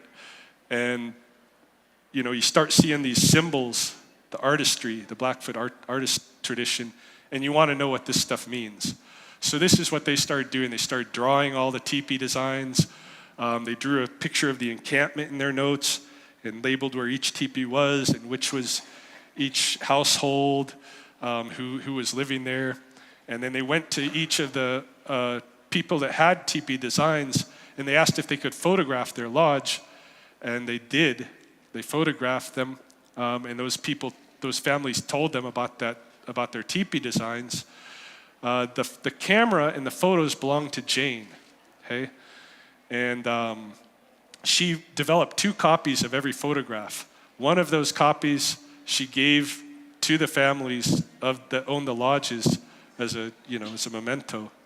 The other one she kept for the research purposes. And after they went back to New York, Maslow had asked to borrow those photographs, and Jane had given them to him, and then he never gave them back. And this was something she ended up, hanging on to till she talked to me at 100 years old. She was still mad at this, right? He never gave her photos back. And there's a paper that he published called Blackfoot Psychology. It's a big paper. Well, he didn't publish it. He tried to publish it. It's an unpublished paper, but it's in the archives of the History of American Psychology. And in that paper, I got a copy of that. That paper was sent out for peer review, and one of the peers that they sent it to was Jane Richardson. And in the margins, Jane is like, "Where's my photographs? You said you're gonna return the teepee pictures." He never did, hey? This is also one of the gaps in our research, because I don't know what happened to those photographs after Maslow.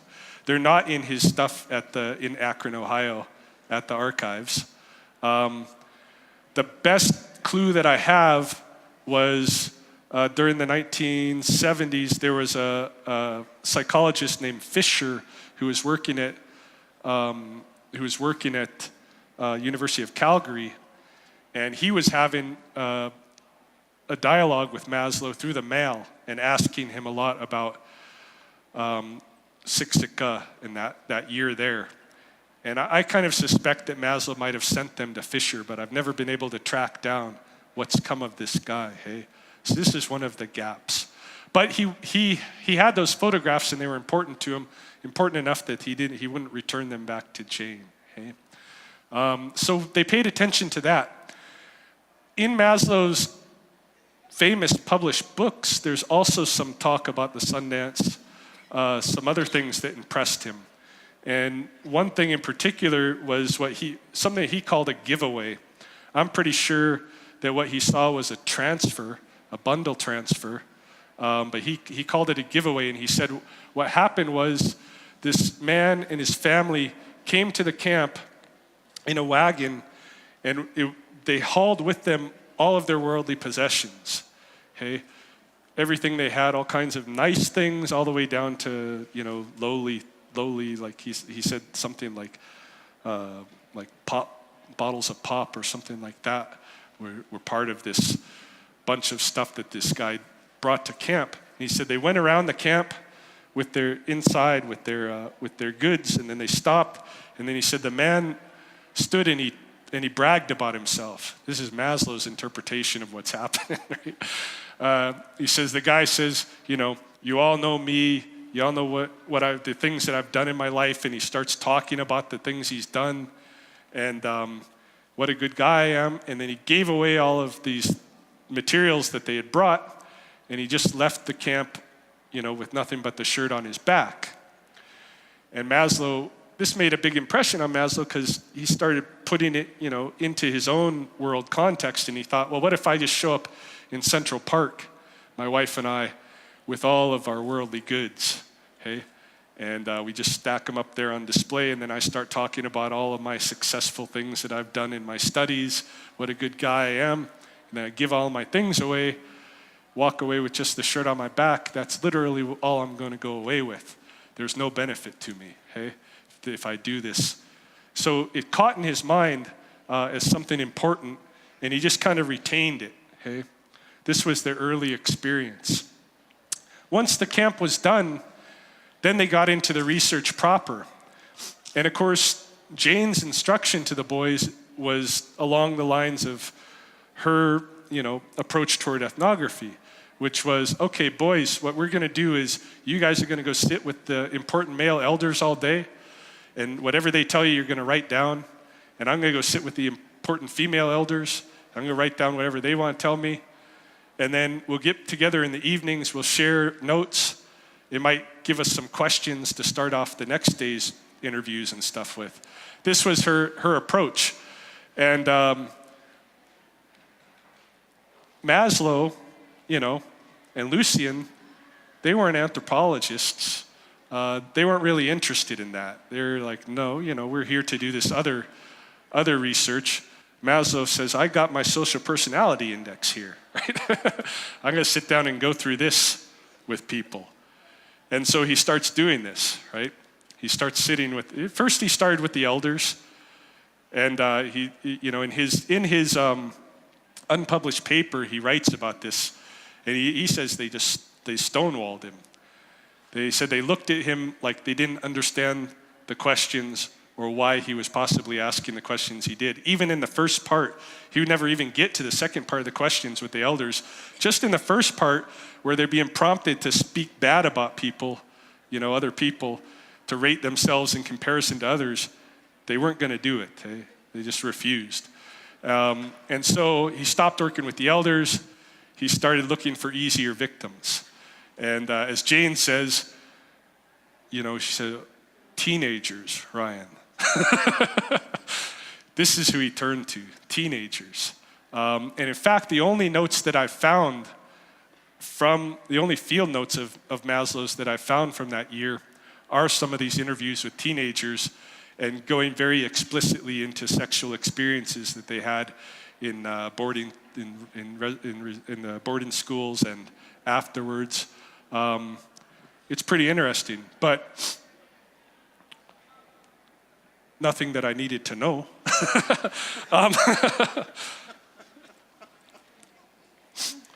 One of the things that, after I started talking to Jane, and she knew, you know, she's like, I'm 100 years old, I've got to pass my stuff on, you know. So she started sending me, as she went through her belongings in her house, sending things off to all kinds of different people. Anything that she had that pertained to that summer, she was sending to me. A lot of them were things that I already had accessed from the archives in Ohio and from Glenbow. But there were some unique things that she sent to me that weren't represented in either of those collections.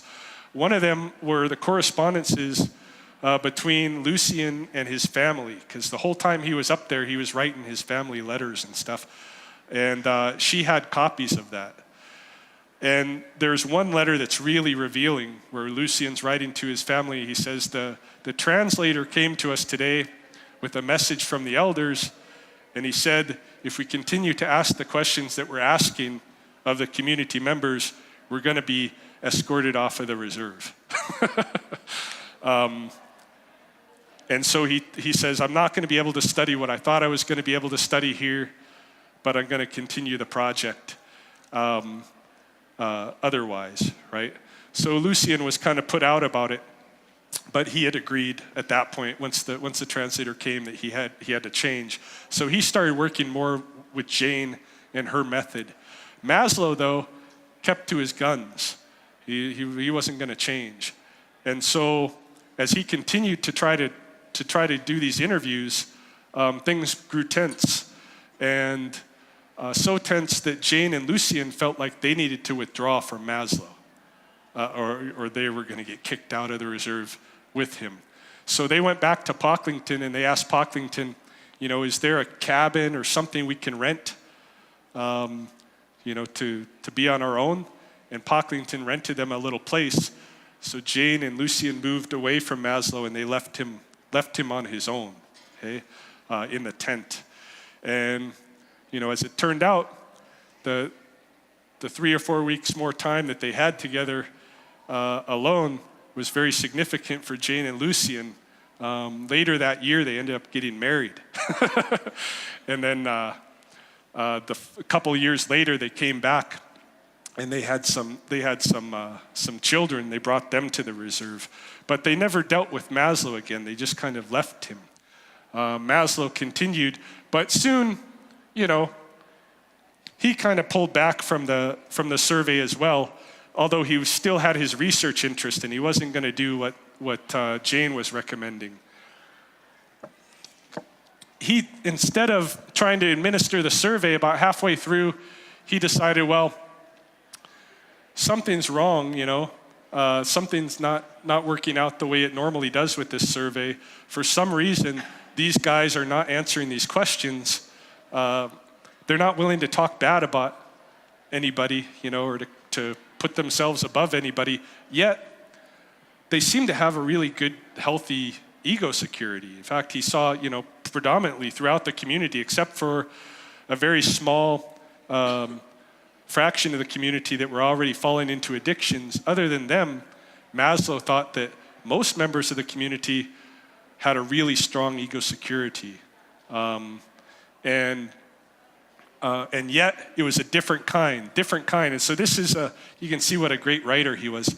This is a quote from his unpublished paper, but he's basically talking about there's this quality of ego security there that's really, he recognizes as something very rare in the mainstream. Only maybe 5 to 10% in the mainstream has this quality, but at the Blackfoot community, 80 to 90% he's speculating. So what is this quality he's talking about? Anybody who's familiar with Maslow's work? He later came up with a name for it. He would call it self-actualization. Okay? Later he'd call it self-actualization, the thing that's very rare in the mainstream by his ideas.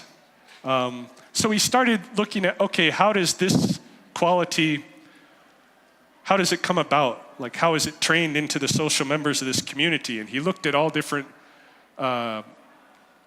possibilities, starting right with child rearing.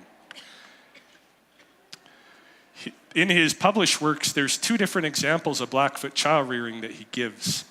In one of those examples, he said that he had went to visit a family in a 1-room cabin. And while he was there visiting, there was this little boy, maybe 3 years old, 2 or 3 years old, and that little boy was trying to get the cabin door open, and he couldn't get it open.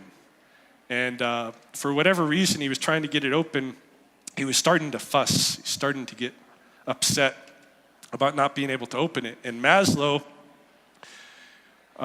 his inclination was, I should just jump up and open the door for him, so that it doesn't disrupt my visit here. But he held back, and he held back specifically because he couldn't understand why nobody else was noticing this with the boy.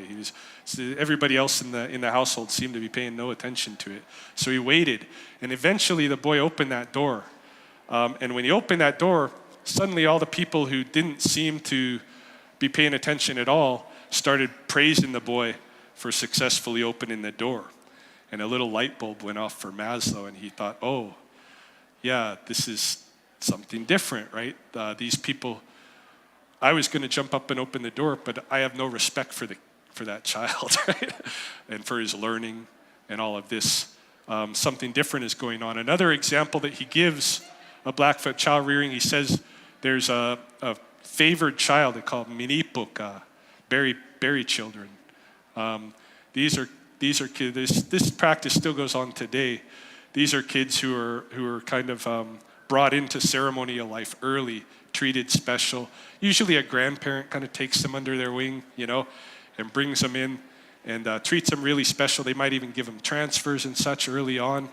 So when they were doing their study, there was a Naamitapiikoan, a young boy about 10 years old, and this kid had a bundle. And there was a man from the community who wanted to have that bundle transferred to him. So he went to the boy and he asked for the transfer. He requested the transfer. And the boy told him to come back in 4 days and he'd have an answer for him. And so the man went away, and when the man left, the boy grabbed his blanket and he went into the coulees, and he just disappeared for 4 days. He went to go sleep in the coulees and just find his answer for the man. And when he came back, he told the man he would transfer to him. And again, Maslow saw this and tried to imagine the same thing in his world.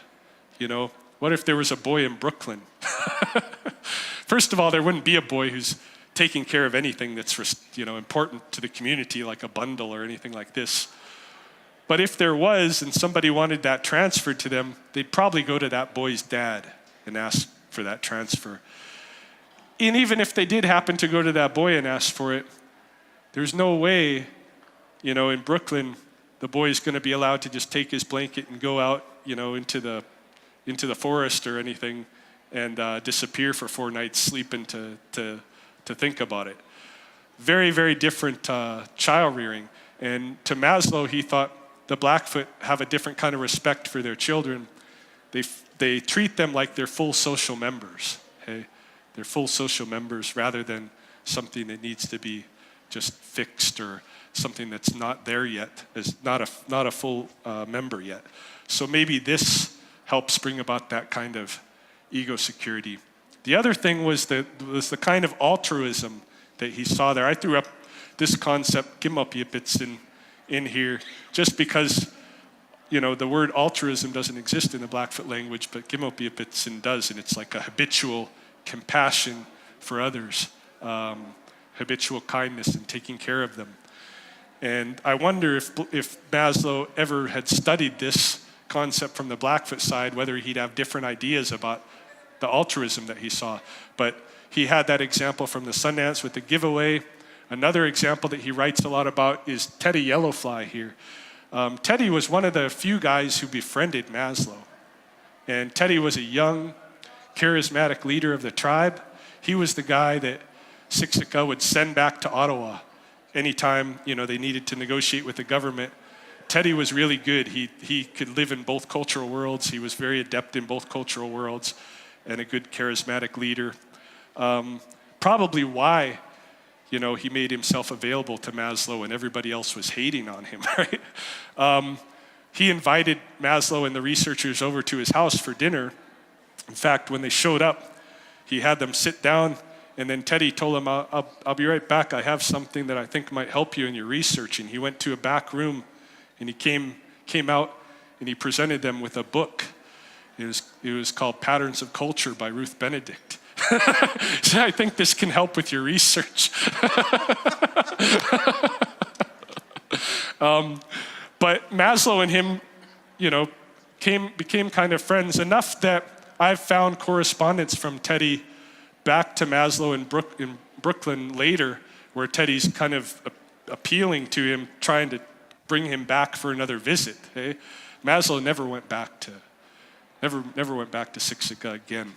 But in 1938, Teddy Yellowfly was the only member of the tribe who had a car. And what it meant for him to have that car was he had to buy the car, he had to purchase the car, and he maintained the car. But anybody that wanted to go anywhere, all they had to do was come and talk to Teddy, and either he would drive them or he'd give them the keys and they would off with the car. And so, Maslow said it was like the whole community at Siksika was proud of Teddy's car, as their own car. And again, he starts putting this into his own world, and he thinks, if I was, to do this in New York, there'd be no benefit to me. Like if I was the one that had a car and anybody could come and ask for the keys and stuff, it'd just be a real nuisance, and I might as well not even have the car. So it caught him, what's going on? And later on, in their visit, he witnessed something. He said there was a big public event. A lot of people from the tribe were there. Teddy Yellowfly showed up, and he made an announcement. And he said, on such and such a day, I'm going to be castrating and branding my calves. And this is all that he announced. And when that day came, sure enough, there was a bunch of young guys there to help him. And they weren't being paid. It wasn't a job or anything like that. All it was Teddy said he needed help, and so he got help. And then Maslow saw, this is what it is. Hey? This is how come somebody here can be so generous, because, if he needs help, it's there. Okay? All he has to do is ask for it, but he's earned it through his sacrifices. So this sticks with him and becomes very important.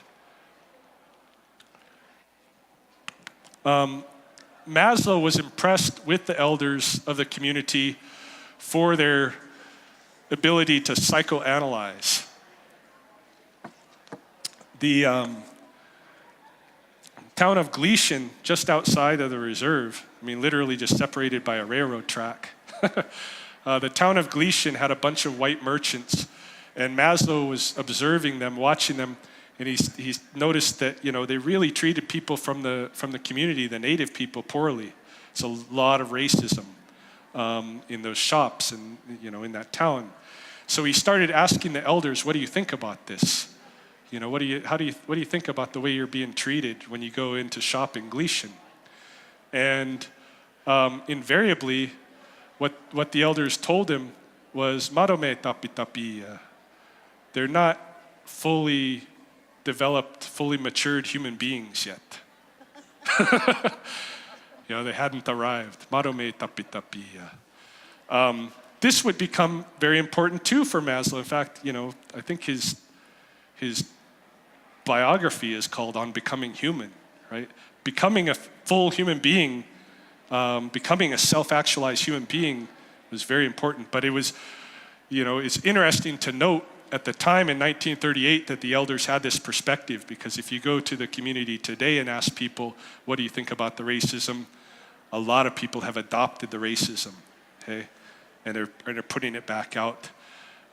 Narcissus used to always point this out, hey, and say, like, one thing that's really good about this study, other than what it shows about Blackfoot influences to Western society and our relationships with researchers and such, another important thing is it's a good time capsule, for us to look at and see how people were, in 1938 when the colonization was still fairly, new, okay?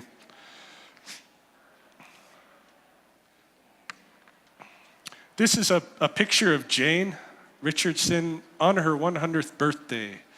And this is her son, Peter, who is now a professor at MIT.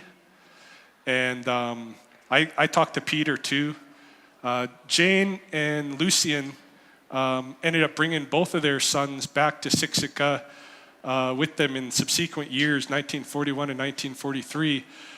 They wanted to do some more research on the tobacco planting. In fact, they filmed one, so that became very important. But they also wanted their boys to get Blackfoot names, because during their first visit to Siksika with Maslow, each of the researchers had received a Blackfoot name. And to Jane and Lucien, they felt that their names were very important, and they were. Jane's name was Ayisomyaki. And Ayisomyaki, that name comes from a story. A woman had been out with some other women gathering cactus berries, and they saw this group of enemy coming from in the distance in the prairie. And one of those women told the others, go back to camp and get the men, and I'll stay here and distract these guys. And so that's what happened. Hey? They went and got the men, and they came back and they routed the enemy. And so out of that experience, that woman created that name, Ayisomyaki, which means ambush woman, and gave that to somebody else. Eventually that name ended up with Mrs. Whiteheaded Chief, and she gave that name to Jane as her Blackfoot name, Ayisomyaki. Lucien had a similarly storied Blackfoot name. So did Peter and their other son. Maslow's name was Naamitapiikoan. That was the name he was given. And in his book, he says, I think it means that I'm the chief of the northern people. But Naamitapiikoan means a guy from the southeast. It's not a real name. Like before I got my Blackfoot name, Akayokaki, what I was being called in ceremony and stuff is Binapska, which means we got him from the east. We acquired him from the east. And Maslow's name, just obviously just means that he's a guy from the south. Nobody was willing to give him a name because those names are important, man. They come from, these escape danger and these big kind of experiences of rapid maturation and stuff like this. Good luck, fortune, and escaping danger. All of these things are what go into Blackfoot names. People give their experiences to others through those names. So Maslow was never given a real good Blackfoot name. You could tell by that kind of the sense the community had of him. He really became, the deviant. Hey? At the time in psychology, studies of deviancy were really big. Maslow became a big deviant. And as Narcissus and I went around and told this story, the first time we told it was in Akron, Ohio, at the university there, which the archives of the history of American psychology is attached to, right? So we went and told it there, and we had all the bigwigs from, the American Psychological Association, all the historians in psychology that specialized in Maslow were there to hear this story. We were very intimidated. When they heard it, it surprised them, but they didn't.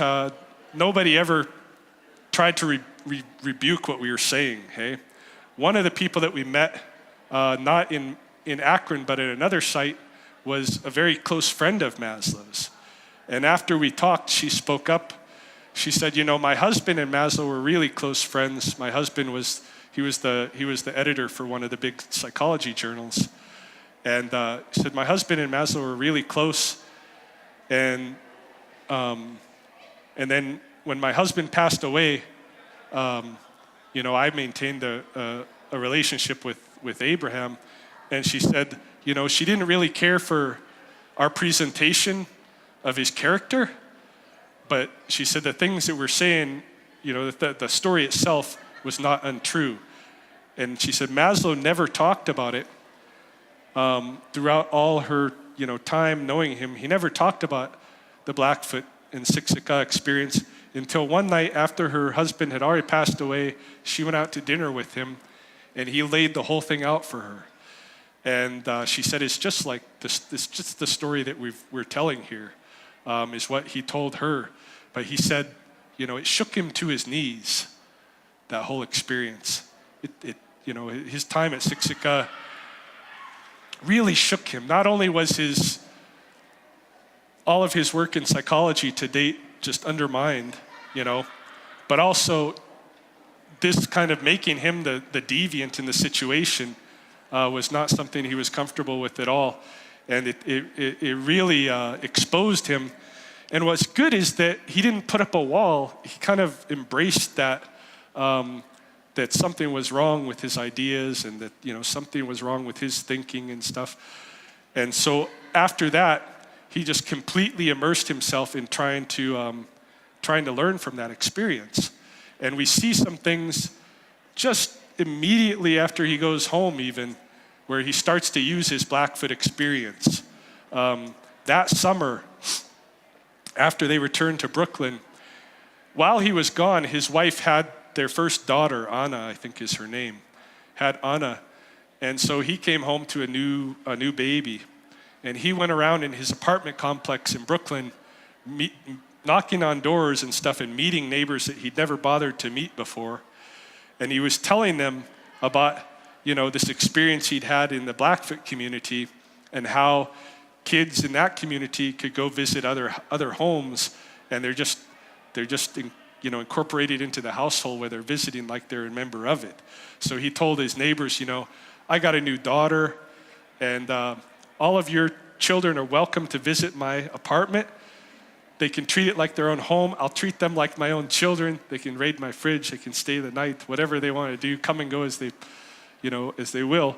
And I hope you're open to my daughters doing the same. Never worked out, not to my knowledge anyway. But you can see he's trying to apply things already. And then that September, after that summer, going into that next semester of school, Maslow starts delivering a brand new course at Brooklyn College. And the course is called Normative Human Behavior. It's the first time the course has ever been taught anywhere. Normative human behavior. And where do you think that he got his ideas of what a healthy normal human psychology is? Okay? I think very inspired by Siksika. He also begins what would be for the next 10 years kind of his method for study. He begins a notebook series called the Good Human Being Notebooks. And he says, I'm no longer going to use the scientific method. From now on, I'm going to be an intuitive learner, okay? And I'm just going to take notes of everything that I think might lead to somebody having this rare kind of ego security. He began studying like biographies of famous people in Western society that he thought might have had this kind of ego security, this kind of psychology. He began, paying attention to people like Ruth Benedict, who he considered to be like that. But it was very few people. In any case, he filled notebooks and notebooks and notebooks of ideas. And this is how he worked toward developing his model for the hierarchy of needs, was coming out of this intuitive study. Okay?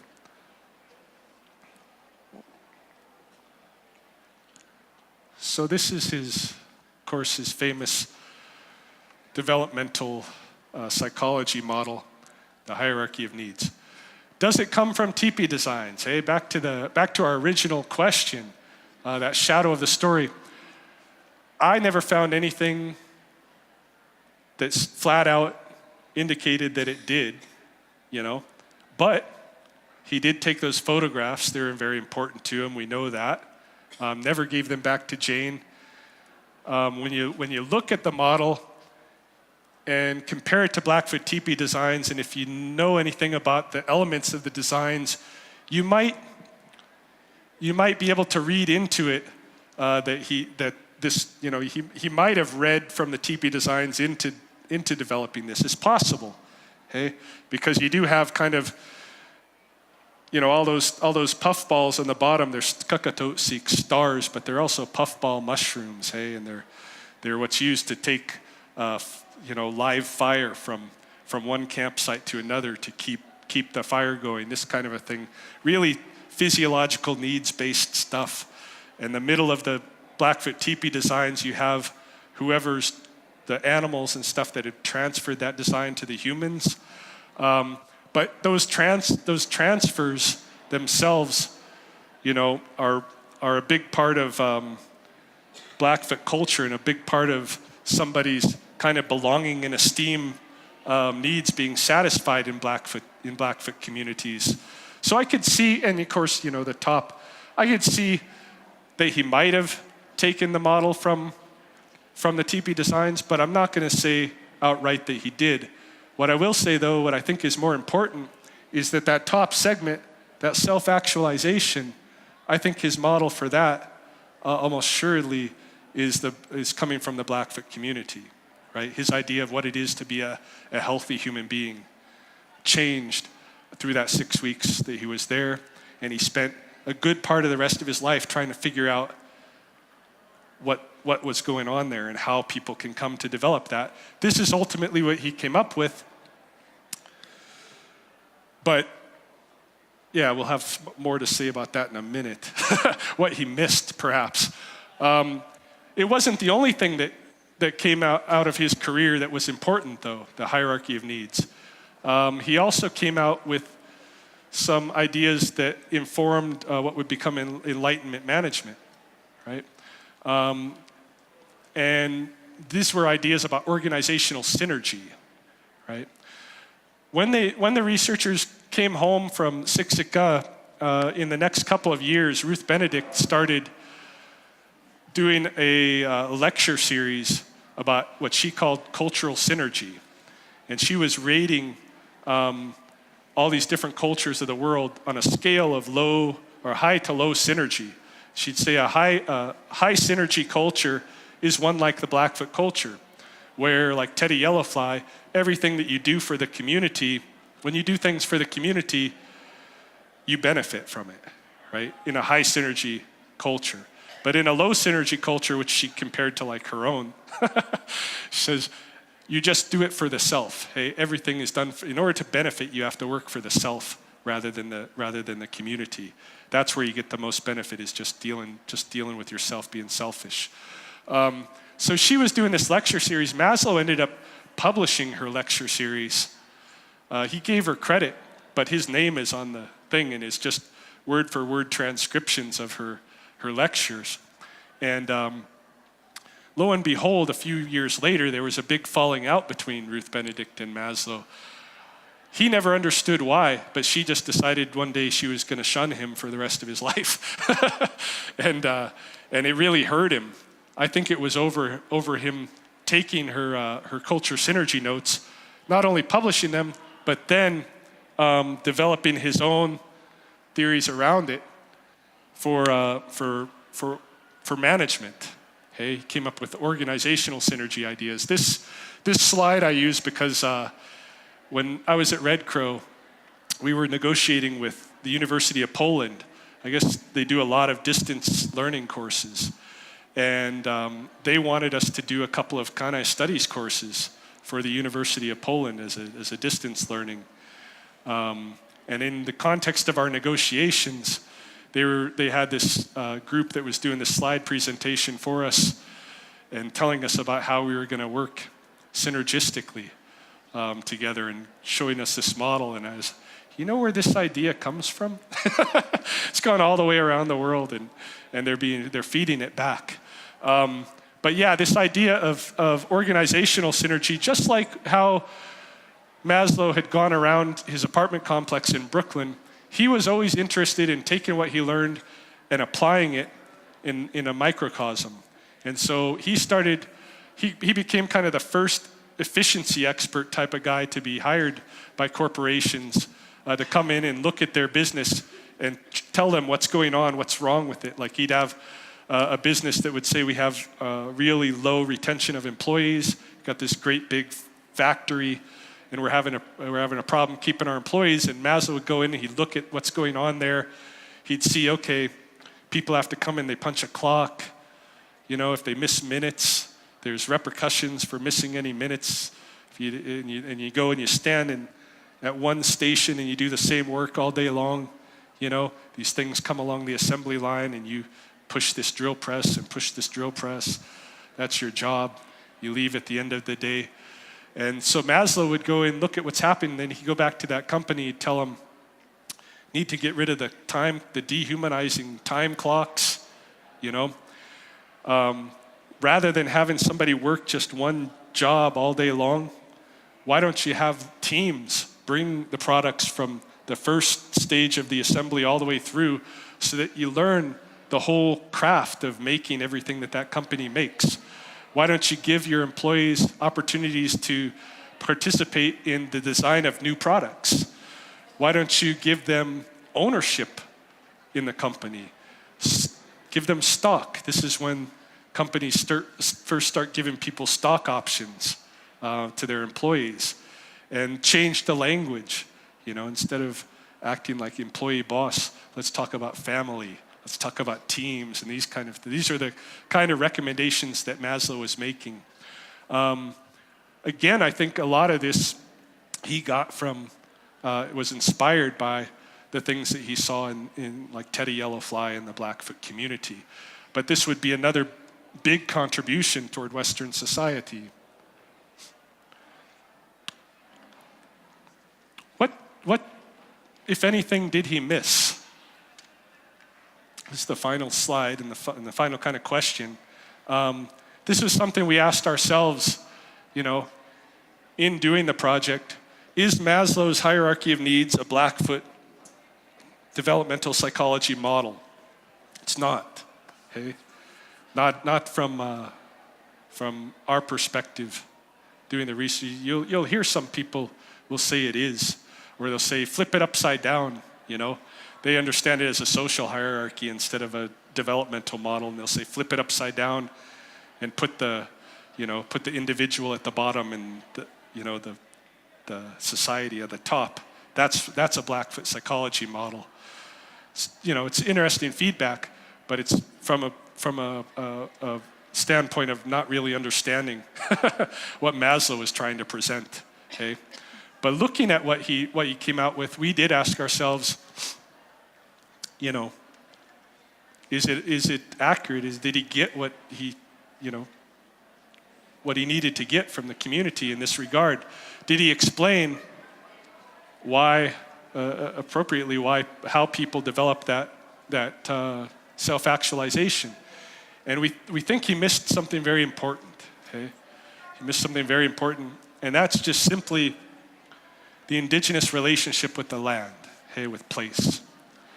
And it's something that Western researchers and scholars very, very often miss, almost always when working in indigenous communities, is to take this into consideration, that this is a community where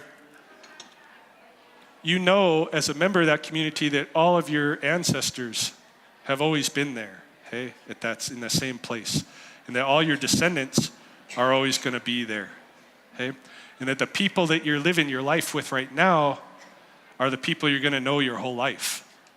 It's not like when I went to school in Western Oregon, every couple of years, you switch schools. And all the people that you've come to know, your surrogate parents, your teachers, and your surrogate siblings, your peers, you leave them behind and you go do something else. By the time you're in 12th grade, you got senioritis and you're like, can't wait to not have to deal with these people ever again. Move into college or go into the labor market and what have you, and you carry that whole that practice of disengaging with you, right? If something's not going well, I quit, and to heck with you guys. I'm gonna go do something else. Marriage isn't going well. We'll get a divorce. In the Blackfoot community and in Indigenous communities in general, the people that you're in your life with are the people you're in your life with. There's no escape. You're not going to run away. Like, people do go, they leave for a little bit, but most people always come back, hey? You know, your high school teachers are your aunties and uncles, your peers are your cousins. You know, even the guys who aren't closely related to you are still related to you. And if you build social tensions in that context, you're setting yourself up for long-term misery. So why in that context wouldn't a person be willing to talk bad about others on the record when an outside researcher is there asking them, you know, who's who, right? I think Maslow completely missed this, that there's an ethics that goes on in Indigenous communities that's based on that long-term relationship to place and the fact that it really is one big extended family. You know, I don't know why he misses this, but almost every researcher does, and it's probably just the fact that it's not part of their cultural tradition, right? So they're blinded to it. Just like this whole story that I've just told, it's there. Every historian who's ever studied Maslow should have seen this story. It's there, it's published. In his biography, it's written by his friend Honigman, there's a chapter in there called Follies with the Blackfoot. And it's just like it was a blow-off time, but he goes through a lot of this history right in that chapter, Follies with the Blackfoot, never asks why Maslow comes back and right away that very next semester he's a completely changed man who's brushed off the scientific method that had meant so much to him, that he'd invested in studying, you know, never asked why he'd made these big leaps, never made that connection. So there's a cultural blindness. And this is why it's, you know, another reason why it's important for Indigenous people to be able to access research dollars, to be able to do research projects from that perspective, because really nobody has studied Blackfoot psychology yet, you know, in a way from the Blackfoot perspective. All of that is still open grounds, and in fact studies in almost every kind of discipline in terms of sharing and conversing with the mainstream. None of that is happening. Hardly any of it is happening yet. So that's my story of Blackfoot influences on Maslow, and I know we've probably gone a little bit. Oh, we just made it in time. So I'm sticking around if anybody's got questions, stuff. I think we got microphones, and if we still got time for that, yeah.